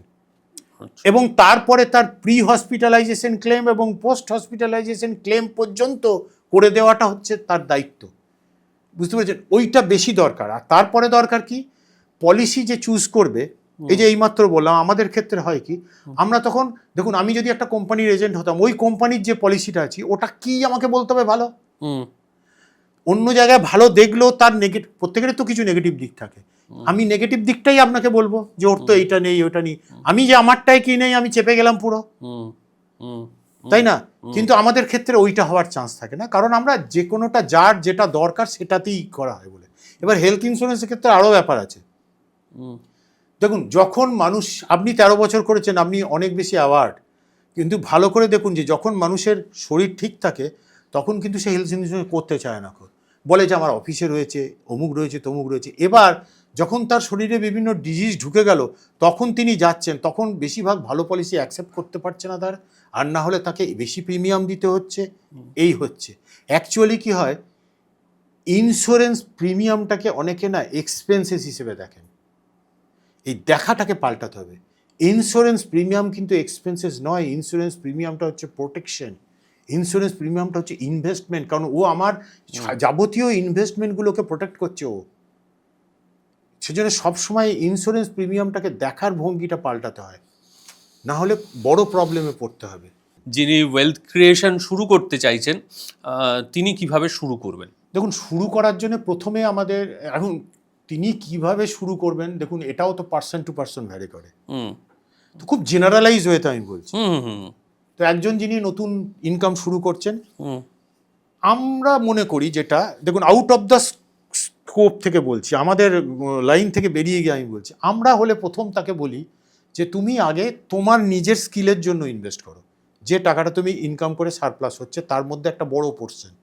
কারণ আজকের যুগ চেঞ্জ হয়ে গেছে, আজকের যুগে দেখুন, তুমি তো একটা ডিগ্রি নিয়েছো, ঠিক, ডিগ্রিটা পেয়েছো, এবার হাউ টু আর্ন মানি শিখে গেছো, এবার এই মানিটাকে কন্টিনিউ করতে পারবে কি না, আরও বাড়াতে পারবে কি না, তার জন্য তোমাকে করতে হবে স্কিল, তোমাকে স্কিলড হতে হবে। তাহলে হতে পারে তোমাকে কোনো কোর্স করতে হতে পারে, হতে পারে তোমাকে কোনো একটা ডিগ্রি নিতে পারে, অনেক কিছু করতে, ট্রেনিং নিতে হতে পারে। তাহলে তার জন্য হয়তো খরচ লাগতে পারে, তার জন্য হয়তো তোমার টেম্পোরারি টাইমের জন্য জবটা থেকে পজ করতে হতে পারে, তাহলে টাকা লাগবে। তাহলে আগে তুমি তোমার নিজের জন্য জমাও আগে ফার্স্ট, আচ্ছা, তারপরে তুমি অন্যগুলো করবে। তা তারপরে তার করা উচিত কি, ওগুলোর পর তার নিজের গোলগুলোকে দেখে। কিন্তু বেশিরভাগ ক্ষেত্রে ওই বয়সের ছেলেরা গোল বলতে পারে না, ভ্যাকেশন ছাড়া আর একটা বাইক কিনবো গাড়ি কিনবো ছাড়া বলতে পারে না নর্মালি। তো তার গোলগুলোকে দেখা দরকার। তারপরে দরকার একটা টার্ম ইন্স্যুরেন্স করা, আচ্ছা, তারপরে দরকার একটা হেলথ ইন্স্যুরেন্স করার, আচ্ছা, তারপরে দরকার একটা পার্সোনাল অ্যাক্সিডেন্ট পলিসি করে রাখা, খুব সস্তায় করা যায়, তারপরে দরকার একটা এমার্জেন্সি ফান্ড করে রাখা। এইগুলো অবশ্যই দরকার। কেন এমার্জেন্সি ফান্ড করা দরকার? দেখুন, আজ থেকে 10 বছর আগে, 15 বছর আগে আপনি ভেবেছিলেন যা যা হবে এরম এরম এরম এরম করে হবে, তাই কি আজকে ঘটছে? না। তো অনেক কিছু ঘটছে যা আপনি ভাবেননি। আজও আপনি যা ভাববেন তাই ঘটবে না, পরে অনেক কিছু ঘটবে যেগুলো আপনি ভাবেননি, কল্পনাও করেননি। কিন্তু দেখুন সেগুলোকে মিট করতে গেলে লাগে কিন্তু একটাই জিনিস, মানি। হুম কম হোক বেশি হোক, হুম তাহলে এই মানিটা আসবে কোত্থেকে? তার জন্য ইমার্জেন্সি ফান্ড সব ক্ষেত্রেই আমি ওটা থেকে হাত দেবো ওটা নয়, অনলি এমার্জেন্সি সিচুয়েশন এলেই ওটা আমি হাত দেবো। তো এইগুলো করে নেওয়া দরকার। তারপরে তার নিজের গোল অনুযায়ী যেরম যেরম তার পারপাস রয়েছে সেইগুলো অনুযায়ী তারপর তার করা দরকার। মিউচুয়াল ফান্ড কোনটা করব সেটা কিভাবে চুজ করব, এবং সমস্ত মানুষ যাদের তুমি মিট করো তারা কি সবাই গোল ওয়াইজ ইনভেস্ট করে? হ্যাঁ, ভালো বলেছে এটা। আমাদের কাছে সৌভাগ্য যাই হোক একটা কিছু, মোর দ্যান 95% লোক গোল অনুযায়ী ইনভেস্ট করে। আচ্ছা। কেন না, আমরা এটা ছাড়া কিছু পিচ করি না, কাউকে বোঝাই না, আমরা বোঝাই তাকে গোল অনুযায়ী। আচ্ছা। তো যেমন ধরুন কোনো ইনভেস্ট করতে গেলে KYC লাগে, নো ইয়োর কাস্টমার, ফুল ফর্মটা হচ্ছে। আমাদের কাছে কেউ একজন ইনভেস্ট করতে গেলে KYG লাগে, নো ইয়োর গোল। ফার্স্ট আগে আমাদের গোলটা জানা দরকার। তো এটা আমরা করি। আগে না ইনভেস্ট করতে মিউচুয়াল ফান্ডের কোন ফান্ডে ইনভেস্ট করবো, ভালো প্রশ্ন। তো আগে যে কোনো ইনভেস্টমেন্টের দেখা উচিত যে ইনভেস্টমেন্টের দুটো সাইড রয়েছে। যেমন একটা কয়েনের দুটো সাইড থেকে, একটা সাইড রিটার্ন আর একটা সাইড রিস্ক, তাই না? রিস্কটাকে, রিটার্নটাকেই যদি শুধু তাকিয়ে থাকা হয় তাহলে কিন্তু বড় বিপদ হয়ে যাবে রিস্কটাকে। এটা কয়েনের এপিট আর ওপিট, এপিট থেকে ওপিটে যেতে বেশিক্ষণ টাইম লাগবে না। ধরুন একজন লোক তিনি 100 টাকা ইনভেস্ট করেছেন কোথাও, তো এবার তিনি 100 টাকা ইনভেস্ট করেছেন, করে তার লস হয়ে গেল, 50 টাকা লস হয়ে গেল। তাহলে কত পার্সেন্ট লস হলো? 100 টাকায় 50 টাকা লস হয়ে গেল, তাহলে 50% লস হয়ে গেল। এবার উনি ঠিক করলেন যে এটাকে আমি বাড়াতে হবে, যেমন করে হোক আমার আসলে ফিরিয়ে নিয়ে আসবো। তাহলে 50 টাকাটাকে আবার বাড়িয়ে তিনি 100 টাকা করবেন। তাহলে 50টাকে 100 টাকা করতে গেলে তাহলে তাকে কত পার্সেন্ট বাড়াতে হবে? 100% বাড়াতে হবে। তার মানে 50% লসটাকে মেকআপ করতে গেলে আমাকে কোথায় যেতে হচ্ছে? 100% প্রফিট করতে হচ্ছে। কেন রিস্ক ম্যানেজমেন্ট দরকার বুঝতে পারছেন? দুপা জলে ডোবানো নয়। এই জন্য দেখুন এই ওয়েলথ ম্যানেজমেন্টের জগতে ওয়ারেন বাফেট কে ধরা হয়, তো উনি বলেছেন খুব সুন্দর জিনিস একটা, যে দুটো রুল আছে। একটা কি? একটা হচ্ছে নেভার নেভার নেভার লুজ মানি, আর সেকেন্ড নাম্বার রুল হচ্ছে নেভার ফরগেট নাম্বার 1। এতটা জোর দিয়েছেন, এই জিনিসটার ইমপ্লিকেশন ঠিক কতটা সেটার জন্য আমি ওই এক্সাম্পলটা আগে বললাম। কোন ফান্ডে ইনভেস্ট করলে ভালো হয় এই ব্যাপারটা বলছেন, তো এটা ভালো করে বুঝতে গেলে আমি কিছু ডেটা বলবো। ধরুন আমি 2020 থেকে 2025 এই পিরিয়ডটার মধ্যে বলছি। তো এই পিরিয়ডটার মধ্যে লার্জ ক্যাপ ফান্ড, মিউচুয়াল ফান্ডের একটা ক্যাটাগরি লার্জ ক্যাপ ফান্ড, তো এই লার্জ ক্যাপ ফান্ড যেগুলো আছে তাদের মধ্যে 2020-তে মানে প্রত্যেকটা ক্যাটাগরিতে 1 নম্বর কে ছিল আমি সেটা খুঁজে বার করেছি। হ্যাঁ, আপনারাও দেখে নিতে পারেন, এগুলো অ্যামফিড সাইটে গেলেই পেয়ে যাবেন। তো এখানে লার্জ ক্যাপ ফান্ড যে 1 নম্বরে ছিল 2020-তে, 2021-এ তার স্থান হয়ে গেল 17 নম্বর, 2022-এ হয়ে গেল 18 নম্বর, 2023-এ গেল 21 নম্বর, 2024-এ গেল 24 নম্বর, আর 2025-এ হচ্ছে 31 নম্বর, যে 2020-তে ছিল নাম্বার 1 পজিশনে। তাহলে যিনি ওইগুলো দেখে ইনভেস্ট করেন তাহলে তার ক্ষেত্রে কি হচ্ছে, তিনি তো 1 নম্বরে ঢুকে গেলেন। তারপরে কোথায় যাচ্ছেন তিনি? এবারে ধরুন বলবেন লার্জ ক্যাপেরই বোধহয় এরকম হয়েছে, আমি ধরে নিয়ে এসেছি। ব্যাপারটা আমার দেখাই, সেটা হচ্ছে কি এবারে মিড ক্যাপ, সেখানে যে 1 নম্বরে ছিল পরের বছরও সে 1 নম্বরই ধরে রাখলো, তারপরের বছরে চলে গেল সোজা 19 নম্বরে, তারপরে চলে গেল 29 নম্বরে, তারপরে নম্বর চলে গেল 25 নম্বরে, তারপরে চলে গেল 42 নম্বরে, ধারে কাছে আসতে পারলো না। স্মল ক্যাপ ফান্ড পর পর 3 বছর 1 নম্বর রইল, যে 2020-তে ছিল 1 নম্বর, 21-এও 1 নম্বর, 22-এও 1 নম্বর, তারপরে চলে গেল 6 নম্বর, তারপরে চলে গেল 22 নম্বর, তারপরে চলে গেল 28 নম্বরে। তাহলে এখান থেকে কি প্রমাণ হলো দেখুন ভালো করে, যে কেউ নিজের পারফরমেন্স ধরে রাখতে পারে না, পারফরমেন্স অলওয়েজ রোটেট করে। এটা নাগরদোলার মতন চলে, এটাই হয়। আবার আর একটা দেখুন, মানুষের কনসেপ্ট না ক্লিয়ার থাকার জন্য কি হয় ভালো করে ভাবুন, যে 1 নম্বরে গেছে তার মানে কি সে পাস্টে খুব ভালো রেজাল্ট করেছে, এগুলো সব পাস্ট রিটার্ন। তাহলে পাস্টে খুব ভালো রেজাল্ট করেছে মানে সে চটচট করে এগিয়েছে, তার মানে তার ন্যাব বা প্রাইস বেড়ে গেছে। হ্যাঁ, ঝাঁপিয়ে পড়ছে লোক কিনতে, অথচ বাজারে গিয়ে যখন জিনিস সস্তা হচ্ছে তখন ঝাঁপায়, আর এখানে গিয়ে যখন জিনিসটা ক্রাইসিস এসে গেছে, দাম বেশি, তখন ঝাঁপায়। যখন ও আবার চলে গেল 24 নম্বরে, না আমি ওখান থেকে যাবো কেন, তখন কিন্তু প্রাইস অনেক নেমে গেছে। ওই সময়টাই ছিল নেয়ার, আচ্ছা, কিন্তু তিনি যাবেন না ওখানে, কারণ ও তো এই বলছে, ওর তো পজিশন এই দেখছি। পুরো কনসেপ্টটার গন্ডগোল, বুঝতে পারছেন কথাটিকে? এবার দেখুন এই যে পাস্ট রিটার্ন দেখে যাওয়া মানে কিরকম বলুন তো? ব্যাপারটা অনেকটা হচ্ছে ওই গাড়ির রিয়ার মিরর দেখে চালানো। ধরুন একটা গাড়ির সামনে এত বড় একটা কাঁচ দিয়ে দিয়েছে, কারণ যাতে দেখতে পায় সে, তার ওইটা দেখে চালানো উচিত। কিন্তু কোনো একজন ড্রাইভার সে ওইখানে রিয়ার মিরর আর এইখানে রিয়ার মিরর দেখে চালাচ্ছে, তাহলে কি ঘটবে? অ্যাক্সিডেন্ট। তাহলে এখানে একজন তিনি ইনভেস্ট করছেন কি দেখে? রিয়ার পাস্টের রিটার্নগুলো দেখে, তাহলে কি ঘটবে? যেটাই ঘটার সেটাই ঘটবে, এটাই তো হয় বেশিরভাগ ক্ষেত্রে, এটাই হচ্ছে। তো এবারে কি হয় যে রিটার্নটা কি, একটা যদি কনসেপ্টে বোঝা যায়, রিটার্ন হলো কিন্তু আউটপুট, তাই নয়? তার মানে আমি যদি ইনপুটগুলোকে ঠিক করতে পারি তাহলে আউটপুট আমার আসবে, আর ইনপুটগুলোকে যদি আমি মেজার করতে পারি তাহলেও আউটপুট আসবে। এবার কি হয় জানেন তো, এই আউটপুটকে কি করে আমি ইনপুটগুলোকে মেজার করবো জানি না, যার ফলে আমি শুধুই আউটপুটকে চেস করছি।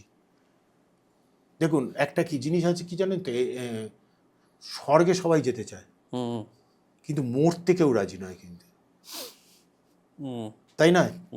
এই জিনিসটা কিন্তু এখানেও তাই হয়, যে আমাকে ইনপুটগুলোকে দেখতে হবে, সেটা নিয়ে স্টাডি করতে হবে, সে জানতে হবে, তার হয়ে আমি আউটপুট আরামসে এসে যাবে, কিন্তু সে যেতে রাজি নয়। পারফরমেন্স যেহেতু অলওয়েজ রোটেট করছে, তাহলে আমি কখন কোন ফান্ডে ঢুকবো, কোন ফান্ডে, একটাই জায়গা দেখা উচিত, সেটা হচ্ছে আমার গোল কি আছে, আমার নিজের ফাইন্যান্সিয়াল গোলটা কি আছে, আমি রাস্তায় কোন গাড়িটায় উঠবো। প্রত্যেকের নিজের গোল অনুযায়ী ইনভেস্ট করা উচিত, দিয়ে সেই ফান্ডেই তার থাকা উচিত। আচ্ছা, এবার এটা সিলেক্ট করতে হবে। ফান্ড সিলেকশন কিভাবে করব? বিভিন্নজন বিভিন্নভাবে ফান্ড সিলেকশন করে। আমি যেটা জানি, যেটা আমরা করি, সেটা একটুখানি ছোট করে বলে দিই। আমাদের কাছে কেউ ইয়ে করলে আমরা আগে তাকে তার একটা ইনভেস্টার প্রোফাইল তৈরি করি, মানে কি তার ইনকাম কত, তার এক্সপেন্সেস কত, তার উপর ডিপেন্ডেন্ট কত, ইত্যাদি ইত্যাদি, তাকে জানবার বোঝবার চেষ্টা করি, তার লায়াবিলিটি কি আছে ইত্যাদি। তারপর করি তার একটা রিস্ক প্রোফাইল তৈরি করি, তিনি কতটা রিস্ক নিতে পারবেন, তার কতটা রিস্ক নেওয়া উচিত, তার রিস্ক নেবার ইচ্ছা কতটা আছে। তারপরে তার ফাইন্যান্সিয়াল গোলগুলোকে আইডেন্টিফাই করে বার করার চেষ্টা করি, যে তার গোলগুলো কি আছে, বোঝা গেল? এবার এই তিনটেকে নিয়ে বেরোলো, যে এই তিনটেকে নিয়ে আমরা তার অ্যাসেট অ্যালোকেশন স্ট্র্যাটেজি তৈরি করি, যে কিভাবে ইনভেস্ট, তারপরে একটা ইনভেস্টমেন্ট প্ল্যান বানানো হয়, তারপরে আসে ফান্ড সিলেকশন। এবার ফান্ড সিলেকশনের ব্যাপার যদি বলা হয়, মিউচুয়াল ফান্ডে না, খুব সংক্ষেপে বলছি, মিউচুয়াল ফান্ডে প্রায় 1500-র ওপর ফান্ড আছে। তো এবার এত ফান্ড কেন? দেখুন এর সহজ উত্তর হচ্ছে, রাস্তায় এত গাড়ি কেন? রিকোয়ারমেন্ট আছে।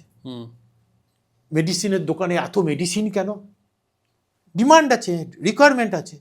তেমনি এই ফান্ডগুলোরও রিকোয়ারমেন্ট আছে। প্রত্যেকটা ফান্ডের একটা অবজেক্টিভ আছে, গোল আছে। বলবেন আমি জানবো কোত্থেকে? সব জানার জায়গা আছে, আপনিও জানতে পারবেন। মিউচুয়াল ফান্ডে একটা KIM কিম বলে একটা জিনিস আছে, কি ইনফরমেশন মেমোরেন্ডাম, আর একটা আছে SID। এই দুটোর মধ্যে থেকে আপনি জেনে নিতে পারবেন যে আপনার ওই ফান্ডটার গোল কি আছে, আমার গোল কি, দুটোকে ম্যাচ করাতে হবে আমাকে, তাহলেই হবে, আর কিচ্ছু না। এবার ধরুন মিউচুয়াল ফান্ডে এত তো বললাম ফান্ড আছে, প্রচুর মিউচুয়াল ফান্ড কোম্পানি আছে, আবার প্রচুর ক্যাটাগরি আছে মিউচুয়াল ফান্ডে, লার্জ ক্যাপ ক্যাটাগরি, ইকুইটি আছে, ডেট আছে, হাইব্রিড আছে, এর আগে আমি বলেছি। তারপরে তার মধ্যেও ইকুইটির মধ্যেও অজস্র ক্যাটাগরি আছে, large cap, mid cap, small cap, value fund, contra fund, প্রচুর ক্যাটাগরি আছে। এবার প্রত্যেকটা ক্যাটাগরিতে গাদা ফান্ড আছে, প্রত্যেকটা মিউচুয়াল ফান্ড কোম্পানি তাদের একটা করে তো আছেই, তাহলে 44-45টা মিউচুয়াল ফান্ড কোম্পানি রয়েছে, তার মানে 45টা শুধু লার্জ ক্যাপ ফান্ডই 45টা। তাহলে এবার আপনি কি করে খুঁজবেন বলুন তো, যে কোথায় আমি ইনভেস্ট করব? মিড ক্যাপ ফান্ড এতগুলো, ইত্যাদি ইত্যাদি। এরপর অনেক স্ট্যাটিস্টিক্যাল মেট্রিক্সকে দেখতে হয়। যেমন ধরুন একটা ফান্ডের তার আলফা কত, তার বিটা কত, তার স্ট্যান্ডার্ড ডিভিয়েশন কী রয়েছে, তার পি রেশিও কী আছে, তার R স্কোয়ার কী আছে, তার শর্ট ইন রেশিও কী আছে, এরকম আরও অনেক আছে। এগুলোকে জাজ করতে হয়, এগুলোকে নিয়ে দরকার হলে পড়াশোনা করতে হতে পারে। এগুলো কিন্তু ওপর তার একটা ডেফিনেশন জানলে হবে না, এর ইমপ্লিকেশন কি আছে। এবার আমরাও কিন্তু রিটার্ন দেখি ফান্ড সিলেকশনের জন্য, রিটার্ন দেখি না তা নয়, কিন্তু আমরা রিটার্ন আপনি দেখবেন তাহলে কি দেখবেন সেটাও বলে দিই। সেটা হচ্ছে আপনি দেখুন ওই ফান্ডের অ্যাবসলিউট রিটার্ন কী রয়েছে, রোলিং রিটার্ন কী রয়েছে, সিএজিআর রিটার্ন কী রয়েছে, এক্সআইআরের রিটার্ন কী রয়েছে, এই রিটার্নগুলোর ইমপ্লিকেশন কী, কোন রিটার্নটা কখন কি হয়েছে, এই সবগুলোকে দেখা দরকার। তারপরে একটা ফান্ড ইনভেস্টমেন্ট প্ল্যান তৈরি করা হয়, তারপরে একটা ফান্ডকে সিলেকশন করা হয় যে তার এই ফান্ডটাতে ইনভেস্ট করা উচিত বা ইত্যাদি। এবার ব্যাপার হচ্ছে যে যাদের পয়সা কুড়ি আছে তারা নয় তোমাদের কাছে যেতে পারবে, অ্যাডভাইস নিতে পারবে। যাদের তেমন রোজগার নেই তারা তো অ্যাডভাইসারদের কাছে যেতে পারে না, তারা কি করবে? আমাদের কাছে বহু মানুষ আছেন, তাদের কিন্তু আপনাদের ধারণা ভুল, তাদের কিন্তু রোজগার নেই, তথাকথিত মানে মধ্যবিত্ত বা এরকম মানুষ যারা, সেরকম রোজগার নেই, সাধ্যবিত্ত যাদের বলা চলে। হ্যাঁ, তো তারা বহু মানুষ আছেন সেই সংখ্যাটা। আমরা মেনলি রিটেল লোক নিয়ে কাজ করি, এত বছর ধরে এই রিটেল মানুষদের নিয়ে আমরা কাজ করছি। তো কি হয় জানেন তো, ফাইন্যান্সে একটা কোর প্রিন্সিপাল বলি, সেটা কি, এটাকে ফার্স্ট প্রিন্সিপালও বলা যায়, মানে এ কোনো দিন জীবনে চেঞ্জ নেই। প্রিন্সিপালটা কি, ধরুন ফাইন্যান্সের 3টে কম্পোনেন্ট আছে, একটা হলো রিটার্ন, একটা রিস্ক, আর একটা টাইম। খুব ভালো করে শুনবেন মন দিয়ে। যদি আপনি রিটার্ন বেশি পেতে চান তাহলে আপনাকে টাইম বেশি দিতে হবে। যদি আপনি টাইম বেশি না দেন তাহলে আপনার রিস্ক বাড়বে। এবার যদি আপনাকে কেউ বলে যে আমি খুব কম সময়ের মধ্যে আপনাকে আমি খুব বড় রিটার্ন এনে দেবো, তখন আপনি বুঝে যাবেন যে এ প্রিন্সিপালটাই ভুলে গেছে, ভুল বলছে আমাকে। কারণ রিটার্ন পেতে গেলে টাইম দিতেই হবে। টাকা কত দিচ্ছেন ইমমেটেরিয়াল, এবং রিস্কটাকে কতটা নিতে হবে, এটা একদম কোর প্রিন্সিপাল বলা যায়। ঠিক আছে, এবার আপনি যেটা বললেন সেটা হচ্ছে যে মধ্যবিত্ত মানুষ কিভাবে, তারা তো আর প্ল্যান করতে পারেন না, তাহলে তাদের ক্ষেত্রে কিভাবে হবে। তো আমি একটা ডেটা বলি, এটা কেউ একদম বহু কপি করতে যেন না যান, কারণ ওটা তিনি তার অ্যাডভাইসারের সঙ্গে কথা বলে নেবেন, বা তিনি নিজে নিজে বিচার করে দেখবেন, তারপর করবেন। এটা জাস্ট একটা এক্সাম্পল। ধরুন একজনের বয়স 25 বছর, এবার সে কি করলো, সে 5,000 টাকা করে ধরুন ইনভেস্ট করা শুরু করলো। খুব বড় টাকা নয় কিন্তু 5,000 টাকা মোটামুটি একটা করতে পারে যে কেউ। 5,000 টাকা করে ইনভেস্ট করা শুরু করলো প্রতি মাসে। বেশ, এবার তার যখন 50 বছর বয়স হবে তখন তার ইনভেস্টমেন্ট তার মানে কত হবে, 5,000 করে বসে দিচ্ছে, 5 বারং 60, আর এদিকে 60 আর 15 লাখ টাকার মতো, 15 লাখ টাকা, এই 15 লাখ টাকার মতন তার ইনভেস্ট হলো। এবার 50 বছর ধরে এই টাকাটা রইলো, তাহলে আপনি বলতে পারবেন যে এর এই কর্পাসটা বেড়ে কত হতে পারে? 15 লাখ টাকা মানে 25 থেকে 50 মানে দুবার ডাবল, যদি 60 লাখ টাকা মতো হবে। 60 লাখ টাকার মতো, এটা হবে 1 কোটি টাকারও বেশি। আমি এখানে রিস্ক অ্যাপেটাইটটা ধরে নিয়েছি একটা অ্যাভারেজ লোকের, আচ্ছা, সেই অনুযায়ী রিটার্ন ধরেছি 1 কোটি টাকারও বেশি। এবার বলছি, ভালো করে ভাবুন, ধরুন 5,000 টাকা করে তিনি ইনভেস্ট করেছেন, দিয়ে 50 বছর হলো, তাহলে তার ইনকাম বাড়বে না তার মধ্যে? তিনি তো 1 টাকাও বাড়াননি, 5,000 সেই 25 বছরে স্টার্ট করেছেন, এটাই জেনারেলি ইনকাম বাড়বে। তো আমি ধরলাম তিনি কিচ্ছু বাড়ালেন না, এই যেমন ছিল তেমনি রেখে দিলেন, কিন্তু তিনি 50 বছর থেকে বললেন বা এ তো বেশ ভালোই হচ্ছে, চলো আরো 10টা বছর চালাই না, আমার তো কাজ চলছে এখন, তাই তিনি 10টা বছর বাড়িয়ে দিলেন। তাহলে এই 10 বছর বাড়ানোর জন্যে কত টাকা তাকে আরো ইনভেস্ট করতে হলো? 6 লাখ টাকা। 6 লাখ টাকা, তার মানে 15 আর 6 21 লাখ টাকার মতন টোটাল ইনভেস্ট হলো, তাই তো? আগে 15 লাখ, এটা আবার আরো 6 লাখ টাকা হয়ে 21 লাখ টাকা মতো। এবার ওটার ভ্যালু কত হতে পারে? আগের বারে হয়েছিল 1 কোটি, তাহলে এখন কত হবে? 1.5 কোটি, 2 কোটি, 3 কোটি টাকার মতো। হ্যাঁ, কারণ এটাই হলো কম্পাউন্ডিং। কারণ ওই যে ফিগারটা, ওর ওই আগেকার ফিগারগুলো তো এখন হাই বাড়ছে। খুব সাধারণ মানুষ 5,000 টাকা করে ইনভেস্ট করে, এবার ধরুন 60 বছর সে রিটায়ার হয়ে গেল, কাজকর্ম চলে গেল, এবার 3 কোটি টাকা তার রয়েছে। এবার সে যদি মনে করে ওই 3 কোটি টাকা থেকে আমি প্রত্যেক মাসে 1 লাখ টাকা করে নেব, অনায়াসে নিতে পারেন।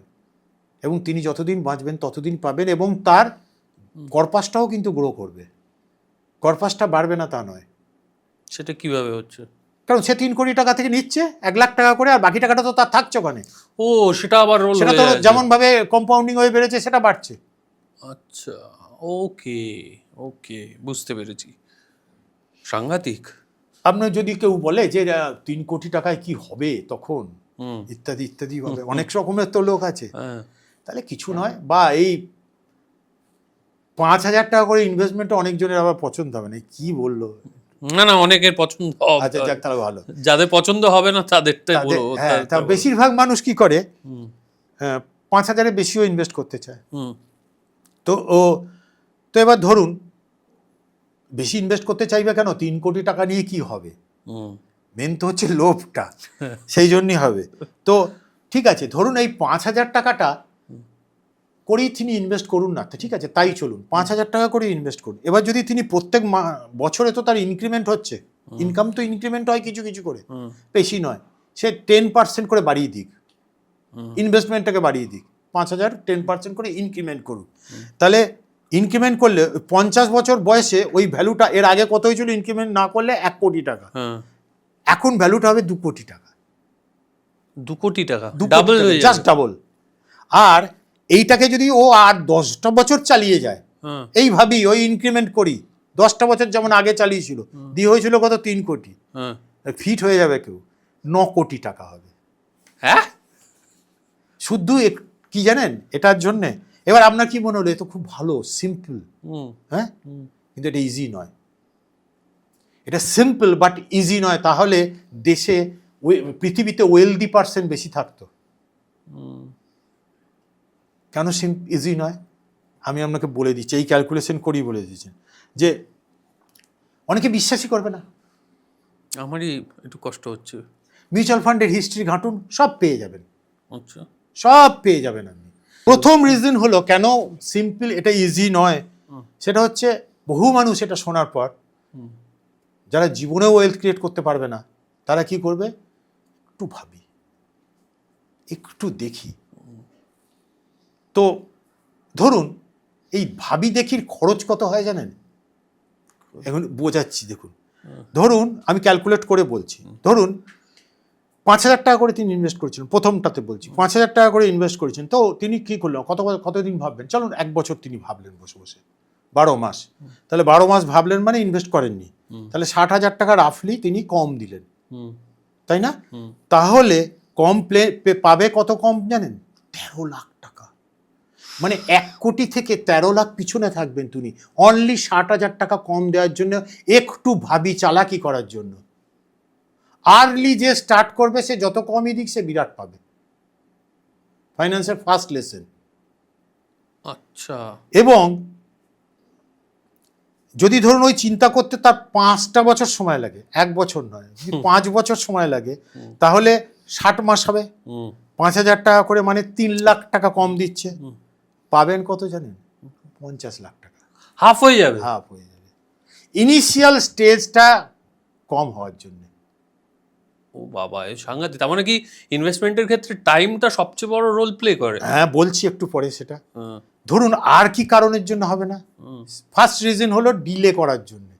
তাহলে যদি পেতে চান আজই ইনভেস্ট করুন, কারণ যদি ভুল আপনি বোঝেন যেটা ভুল হচ্ছে, তুলে নিতে পারবেন তো, কিন্তু আপনি ইনভেস্টটা স্টার্ট করুন, ওটা ভেবেন না, নাহলে জীবনেও ইনভেস্ট করতে পারবেন না।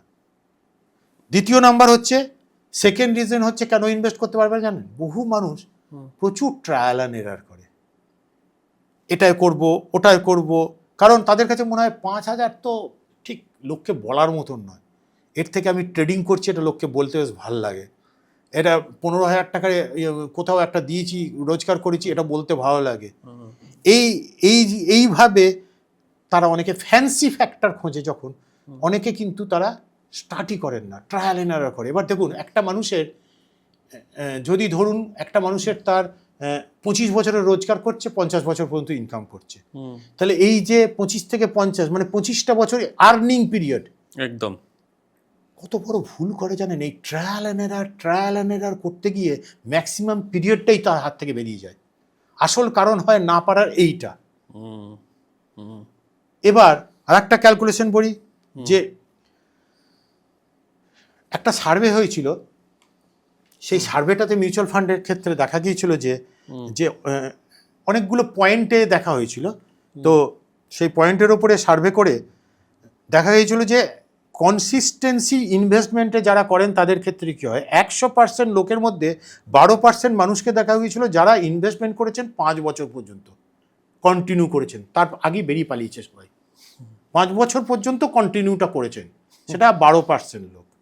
আচ্ছা, দেখুন আর একটা কমন ফ্যাক্টর উঠে এসেছিল যে যারা এই কন্টিনিউ করেছে তারা বেশিরভাগ তাদের একজন অ্যাডভাইসার ছিল তাদের। কারণ সে বেরিয়ে আসছে যখন, সে তো কিছু তো একটা ভয় খেয়েছে, কিছু তো একটা গন্ডগোল হয়েছে, তাকে একজন গাইড করার লোক ছিল কিছু একটা। এবার দেখুন এই মার্কেট লিঙ্ক প্রোডাক্টে নেগেটিভ নিউজ আসবেই, আপস অ্যান্ড ডাউন আসবেই। তো ওই যে 12% আর 88% লোক তাহলে করতে পারলো না কেন? তারা কি বোকা ছিল? তা কিন্তু নয়, তারা করতে পারেনি কারণ তারা খেলার মাঠে ছিল না, বেরিয়ে গিয়েছিল খেলা থেকে। এবার আপনি একটা জিজ্ঞেস করেছেন যে তাহলে আপনি যা বুঝলাম যে টাইমটাই তো মেন ফ্যাক্টর, এটা বললেন না আপনি, আমি বললাম পরে বলছি। তো টাইমটা একটা সত্যিই বড় ফ্যাক্টর। তো ইকুইটি মার্কেট, মানে ইকুইটি মার্কেটকে পৃথিবীতে অনেক মানুষ টাইমিং করতে চেয়েছিল কিন্তু পারেনি কেউ। চেষ্টা অনেকে করেছে কিন্তু আজ অবধি কেউ মার্কেটকে টাইমিং করতে পারেনি।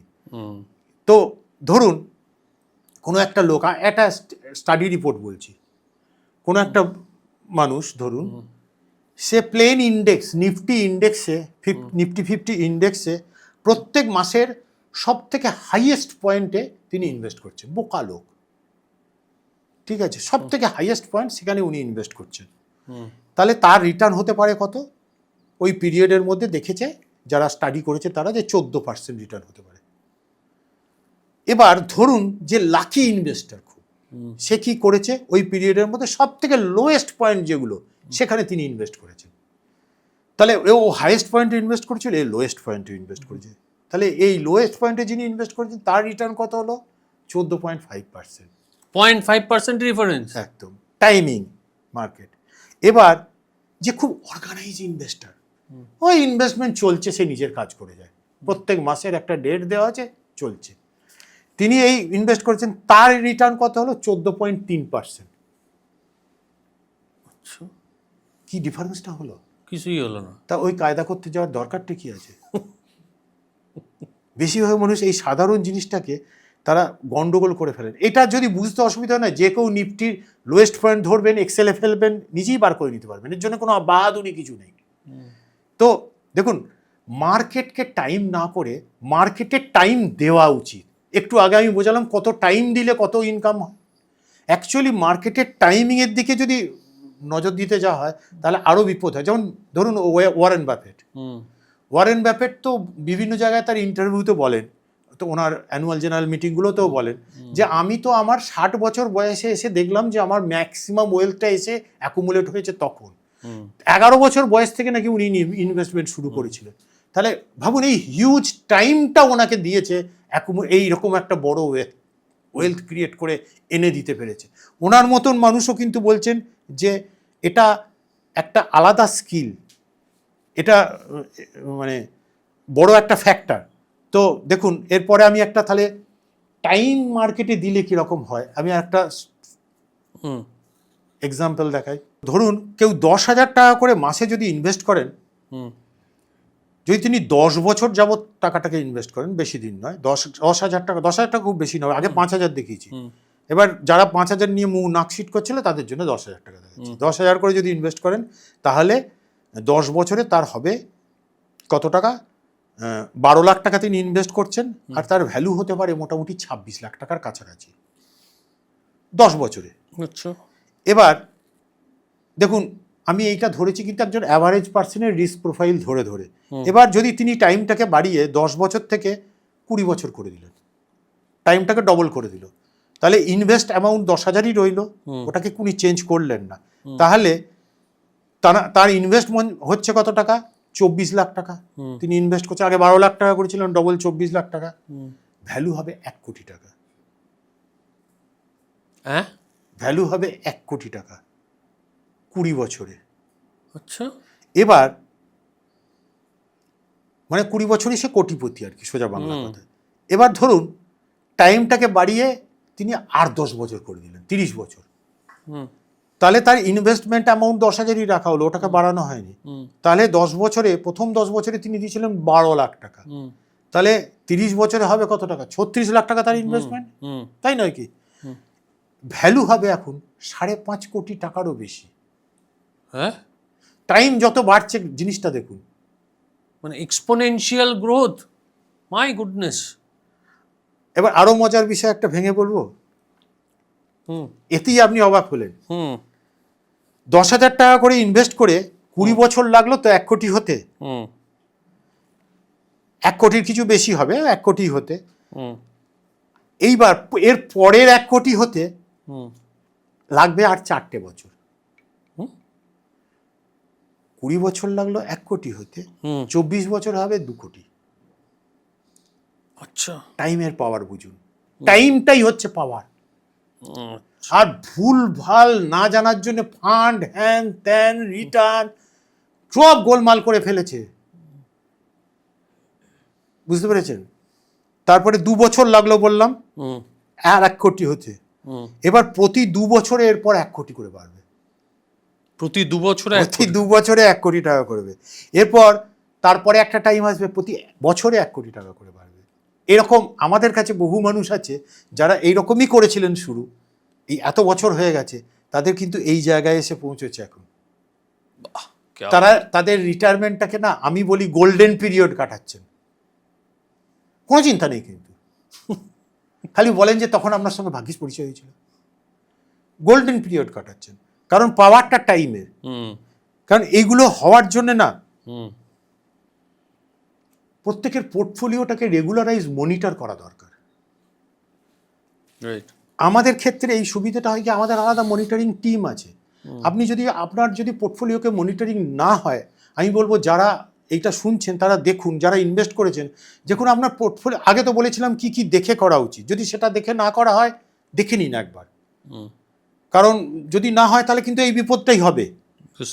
আর পোর্টফোলিও মনিটরিং যদি না হয়, আপনি একটা বাগান বানিয়েছেন, খুব দামি দামি গাছ লাগিয়েছেন, ওটা জঙ্গলে পরিণত হবে। ওটা খুব জরুরি। যদি না হয় না, যদি আপনি কেউ আপনার হেল্পও করছে ইনভেস্টমেন্টের ব্যাপারে, আবার দেখে নিয়ে জিনিসটা করুন। কারণ এটা এবার ধরুন খুব সাধারণ মধ্যবিত্ত লোক 10,000 টাকা ইনভেস্ট করেছেন, এর মধ্যে খুব বড় কিছু নেই যে তারা খুব বড় বড়, আজকে তো বহু লোক 50,000, 60,000, 70,000 টাকার এসআইপি করছে, বা 1 লাখ 1.5 লাখ টাকারও এসআইপি করছে। খুব সাধারণ মনে অনেকেই কিছু একটা বলে দেন যে এর মধ্যে কি টিপস আছে বা এইসব আছে, একটু বললে ভালো হতো আমাকে যদি টিপস দিতেন। কিছু টিপস নেই, একটাই টিপস, পেশেন্স, ডিসিপ্লিন আর কনসিস্টেন্সি। এইটা যদি কেউ রাখে, সে নিজে করলেও যা, যদি করতে পারে, কিন্তু রাখতে পারবে কি না সেটা অন্য জিনিস। দেখুন ওয়েলদি হওয়াটা কিন্তু এক জিনিস, ওয়েলদি থাকাটা আলাদা জিনিস। স্কিল ক্রিয়েট ইনকাম করে, ইনকাম ক্রিয়েট করে স্কিল, ইনকাম কি ক্রিয়েট করে? অ্যাসেট, অ্যাসেট ক্রিয়েট করে ওয়েলথ। গোড়ায় না জল দিয়ে, স্কিলে না জল দিয়ে এবার চারিদিকময় ছোটাছুটি করলে হবে না। যুগটা পাল্টে গেছে, রাইট? পিসিওর যুগ নেই, তাই না? তো দেখুন মার্কেটে না আপ ডাউন হবে। এই যে বললাম 30 বছর 20 বছর থাকতে পারবে না কেউ, ইত্যাদি ইত্যাদি। তার কারণ মার্কেটে নর্মাল 2%, 3%, 5% আপ ডাউন তো নর্মাল দেখে, কিন্তু অনেক ক্ষেত্রে অনেক বড় আপ ডাউন হবে। আমি দু একটা ডেটা বলি। মার্চ 2020 কোভিড, 2020 থেকে নভেম্বর 2020 নিফটি 50 12,362-তে ছিল মার্চ 2020-তে, সেটা নভেম্বর 2020-তে নেমে এলো 7,610 পয়েন্টে ডাউন করলো, 38% ফল করলো মার্কেট। এবার এটা করেছিল 69 দিন ধরে, এবার আর সেটাকে রিকভার করতে লাগলো 231 দিন। কজন সহ্য করতে পারবে? আরও একটু বলি, ধরুন 2008-এ লেম্যান ব্রাদার ক্রাইসিস, হুম নিফটি মানে কি বলবো 6288 পয়েন্ট থেকে ডাউন হয়েছিল কত জানেন? 2524 পয়েন্টে, 59.9 মানে 60% মার্কেট ডাউন হয়েছিল। তো আমি অনেকজনের সঙ্গে কথা বলেছি, এবার 293 দিন ধরে এই মার্কেট ক্রমাগত পড়েছে, রক্ত ঝরেছে 293 দিন ধরে। সেটাকে রিকভার করতে লেগেছিল 739 দিন, 2 বছরেরও বেশি সময়। আর ওই ফল থেকে আর রিকভারটা যদি ধরা হয়, এটা টোটাল লেগেছিল 1032 দিন, মানে 3 বছরের কাছাকাছি। এবার এর মিনিং বুঝতে পারে না অনেকে। প্র্যাকটিক্যাল কাজ করি আমরা, প্র্যাকটিক্যাল দেখেছি কি জানেন, যে বহু মানুষ ডুবেছে এগুলোতে কি থেকে, তাদের কোনো investor profile, risk profile, asset allocation strategy না থাকার জন্য সব পা ডুবিয়ে দিয়েছেন এক জায়গায়, ইকুইটিতে। আর দ্বিতীয় নম্বর হচ্ছে, দেখুন মার্কেট যখন 60% ডাউন, তখন ধরুন একজন ব্যক্তির 10,000 টাকা তার পোর্টফোলিও ভ্যালু, তাহলে তিনি সেটাকে কত দেখবেন? 10,000 টাকাটা কমে 60% কমে গিয়ে কত হবে? 4,000 টাকা। তিনি কলার তুলে বলতেই পারি, তোমরা ভয় খাচ্ছ কেন, আমি লং টার্ম ইনভেস্টমেন্ট করি, আমার কোনো চিন্তা নেই, বলতেই পারেন। এবার 10,000 টাকাটা যদি 10,000 না হয়ে 1 কোটি টাকা হয়, দিয়ে যদি 3 বছর ধরে ওই কাণ্ডটা দেখায়, তার বলার সাহস ঘটবে? কেঁপে যাবে সবাই। তো 1 কোটি টাকাটা 40 লাখ মেনে নিতে পারবে? এবার কেন মানতে পারা যায় না জানেন তো, আমরা না সব কিছু লিনিয়ার দেখতে অভ্যস্ত। স্যালারি লিনিয়ার হয়েতে যাচ্ছে, ইনকাম লিনিয়ার হয়েতে যাচ্ছে, 1-এর পর 2 শেখানো হয়েছে, 2-এর পর 3, 3-এর পর 4, এইভাবে এর পর বি, সি এর পর ডি, এরকম এরকম। এবার সব আমরা লিনিয়ার ফ্রেম হয়ে আছে আমাদের ব্রেনে। তো এবার যখন ওইরকম মার্কেট নামছে, তাকে প্যানিক কি দিচ্ছে, এ তো নামতেই থাকছে, তার মানে জিরো হয়ে যাবে, কারণ ওই লিনিয়ার ভাবনা। বুঝতে পেরেছেন কথা? হ্যাঁ, মানে যা নামছে তা যে আবার উঠবে, এইটা ভরসা রাখতে পারে, ভরসা রাখাটা খুব অসুবিধাজনক ব্যাপার। এবার ধরুন সাইকোলজিটা লিনিয়ার প্যাটার্ন, এটা একটা মেন জায়গা কাজ করে। আর একটা হয় কি জানেন তো, এই মার্কেট লিঙ্ক প্রোডাক্ট যেগুলো আছে, ধরুন আপনি ইনভেস্টমেন্টের ক্ষেত্রে ধরুন ইন্স্যুরেন্স, পোস্ট অফিস, ব্যাংক, জমি, সোনা যেসব আছে, এই জমি, সোনা, পোস্ট অফিস, ব্যাংক, এগুলোর হিস্ট্রি কত? 200-300 বছরের। আমাদের মাইন্ডে কিন্তু ফ্রেম হয়ে আছে। কিন্তু জমি কিনতে গেলে কি করতে হবে, আর লোককে শেখাতে হয় না, বিক্রি করতে গেলে কি করতে হবে, কি করলে লস হয়, সবাই মোটামুটি জানে কম বেশি। সোনাতে বিক্রি করলে লস হয়, এই করলে হয়, টুকটাক জানে লোকে। কিন্তু আপনি মিউচুয়াল ফান্ড, স্টক মার্কেট, এগুলোর হিস্ট্রি কত দিনের? স্টক মার্কেট হয়তো 50 বছর, কিন্তু মিউচুয়াল ফান্ড ম্যাক্সিমাম 20-25। ওই ধনী সচিন অ্যাড করার আগে তো লোকে জানতোই না, রাইট? তাই নয় কি? তো এবার এইগুলোর কোনো ব্রেনে ফ্রেমওয়ার্ক নেই, রেডি নেই কিছু, যার ফলে এইগুলো থেকে মানুষ কিন্তু ভুলটা তাড়াতাড়ি করে এবং অনেক বেশি পরিমাণে করে। এবার আমি কয়েকটা ছোট ছোট প্রশ্ন করে নিই। সেটা প্রথমটা হচ্ছে যে রিসেন্টলি গোল্ড এবং সিলভার এক্সপোনেনশিয়াল গ্রোথ হয়েছে। মানুষের গোল্ড অ্যান্ড সিলভারে ইনভেস্টমেন্ট করা উচিত না উচিত নয়? বাজারে মাছের দাম বাড়লে মাছ কেনা উচিত না মাছ দাম কমলে কেনা উচিত? দাম কমলে কেনা উচিত। তাহলে যখন কমবে নেবে। আচ্ছা, মানে এখন কমোডিটি মার্কেটে ইনভেস্টমেন্টে সিলভার অ্যান্ড গোল্ডে উচিত না উচিত নয়? দেখুন, যদি তিনি আমি জানি না তো ফোরকাস্ট করা, যে পরে গোল্ড কি হবে আমার তো জানা নেই, কেউ জানে না পৃথিবীতে। সব ধরুন ইকুইটি মার্কেটে না, সেটা যদি আপনি হিস্টোরিক্যাল গ্রোথের কথা যেহেতু আপনি বলেছেন, তাহলে হিস্টোরিক্যাল গ্রোথ তাহলে অনুযায়ী কেনা উচিত। যদি আমি এখন 15 বছরের জন্য রাখছি, তাহলে কিনতেই পারি, আচ্ছা, তার জন্য কোনো অসুবিধা নেই। কিন্তু পরবর্তী কি হবে না হবে এটা পৃথিবীতে কেউ জানে না। ইকুইটি মার্কেটের ক্ষেত্রে একদল জানে না, আর একদল জানে না, তাদেরকে বোকা বানাইছে। 2026-এ আপনার কি মনে হয় মিউচুয়াল ফান্ডসের কোন কোন ট্রেন্ড আপনি লক্ষ্য করছেন? আচ্ছা, ইনভেস্টমেন্ট কি ট্রেন্ড দেখে হয় না? ইনভেস্টমেন্ট হয় ফাইন্যান্সিয়াল গোল দেখে, ট্রেডিং হয় ট্রেন্ড দেখে। তাহলে 2026-এ কি হবে না হবে দেখার কি দরকার যিনি ইনভেস্ট করছেন? আর মিউচুয়াল ফান্ড তো ট্রেডিংয়ের জায়গাও নয়। তাহলে 2026-এ কি হবে সেটা তো তার কাছে দেখারও দরকার নেই। না, আমি কি চুজ করতে পারি? ধরুন আমি আমার জব প্রফেশনের জন্য আন্দাজ করছি যে আর্টিফিশিয়াল ইন্টেলিজেন্স কোম্পানিগুলো আগামী দিনে বেটার করবে। তাহলে কি মিউচুয়াল ফান্ডে এরম কোনো ফান্ড আছে যেগুলো আর্টিফিশিয়াল ইন্টেলিজেন্সের উপর ইনভেস্ট করে? প্রচুর আছে।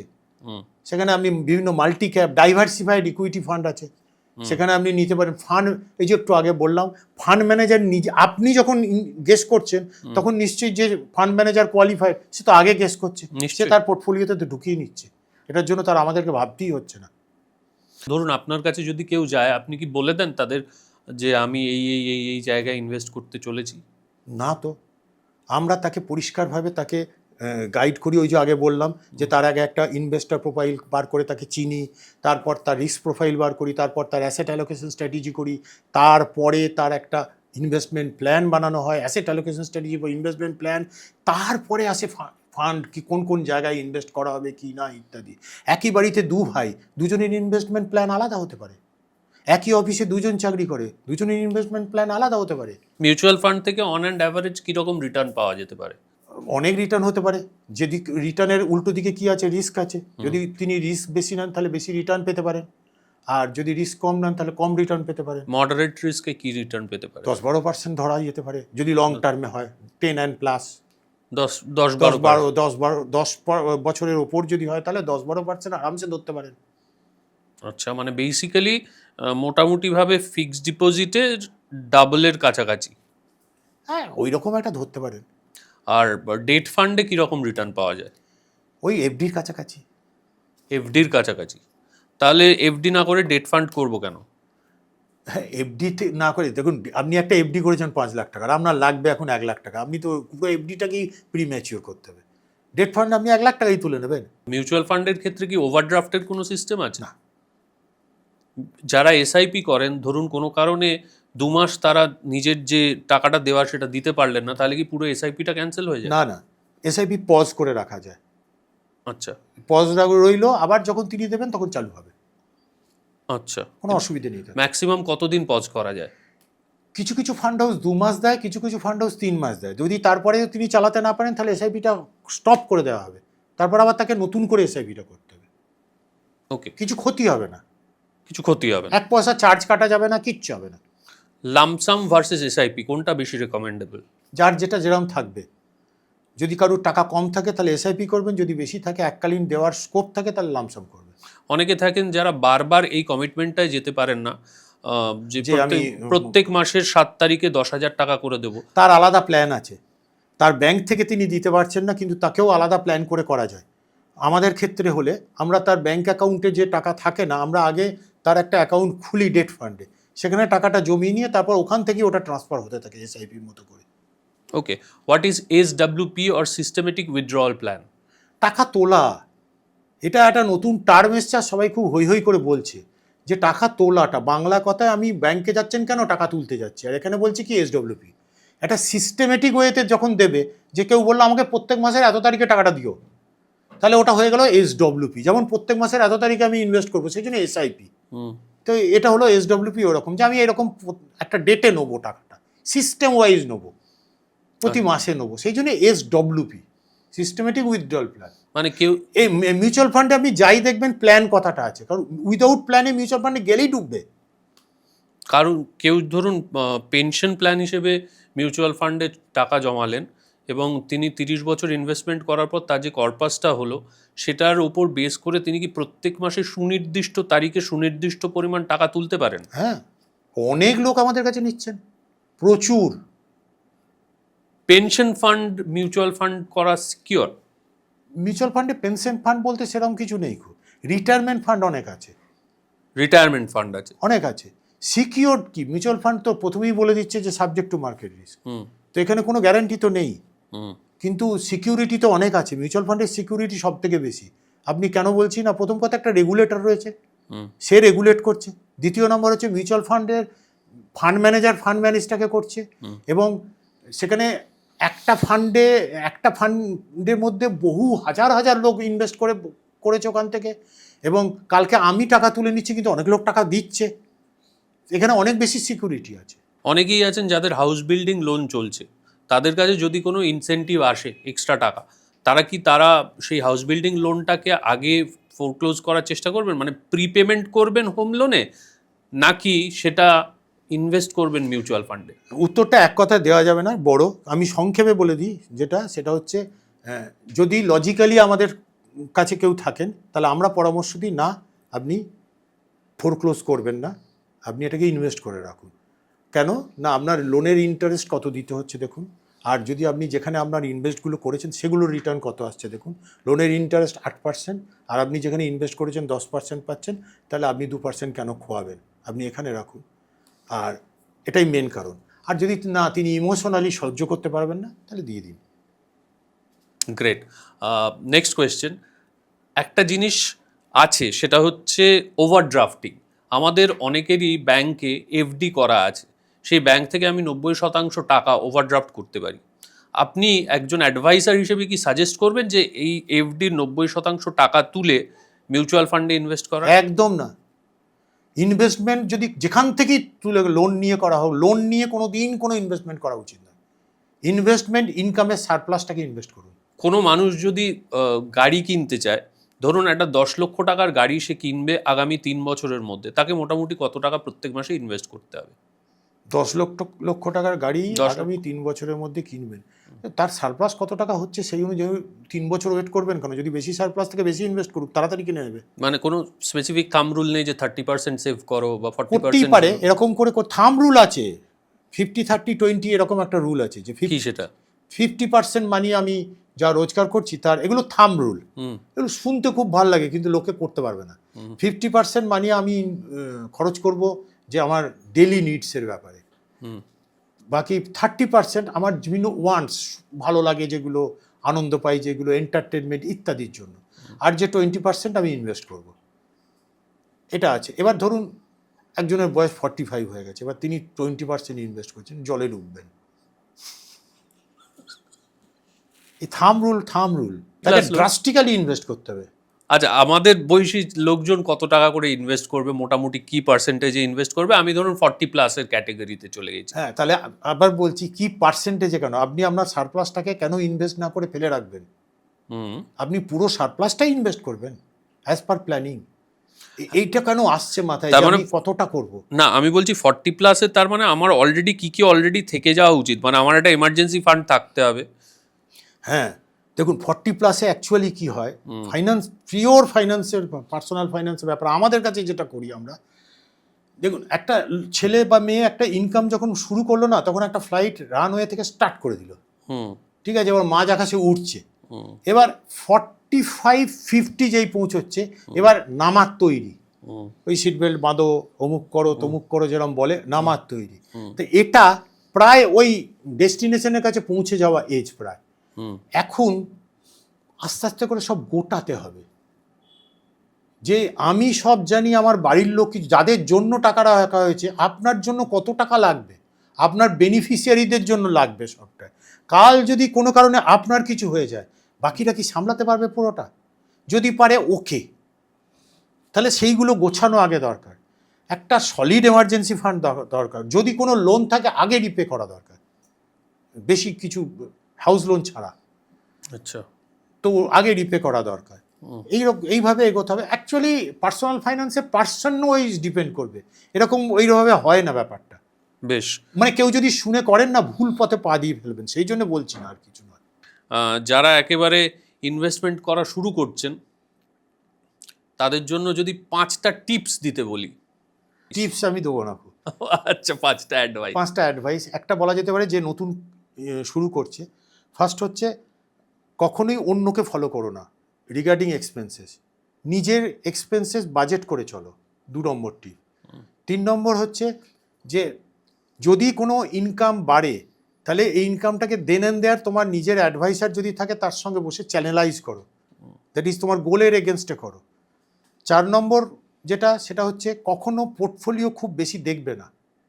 পোর্টফোলিও যদি তুমি নিজে মনিটর করতে জানো, তাহলে পিরিয়ডিক্যালি দেখো, আর যদি না জানো, তাহলে তোমার কেউ একজন যার কাছে করছো সে রিভিউ করছে কিনা সেটা দেখো, লক্ষ্য রাখো।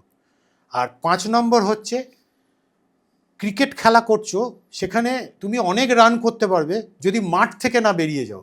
কখনো বল খুব ঘুরবে, কখনো বল বাউন্সার হবে, কিন্তু মাঠ থেকে কোনো দিন বেরোবে না। তাহলে তুমি জিতবে খেলাতে, না হলে তুমি নিজেই হেরে যাবে। Thank you so much, fantastic. নমস্কার। নমস্কার, খুব ভালো লাগলো। আপনাদের কেমন লাগলো আজকের এপিসোড অবশ্যই আমাদের জানান, লাইক করুন, কমেন্ট করুন, সাবস্ক্রাইব করুন, এবং অশোকবাবুর সঙ্গে যারা যোগাযোগ করতে চাইছেন তাদের জন্য নাম্বার আমরা পিন করে দিয়েছি কমেন্ট বক্সে। কমেন্ট বক্স থেকে দেখে ওনাদের সঙ্গে যোগাযোগ করতে পারেন। আপনাদের সঙ্গে দেখা হচ্ছে, খুব ভালো থাকবেন। আগামী পর্বে আরও ইন্টারেস্টিং মানুষজনের সঙ্গে কথাবার্তা নিয়ে আসছি। ভালো থাকবেন।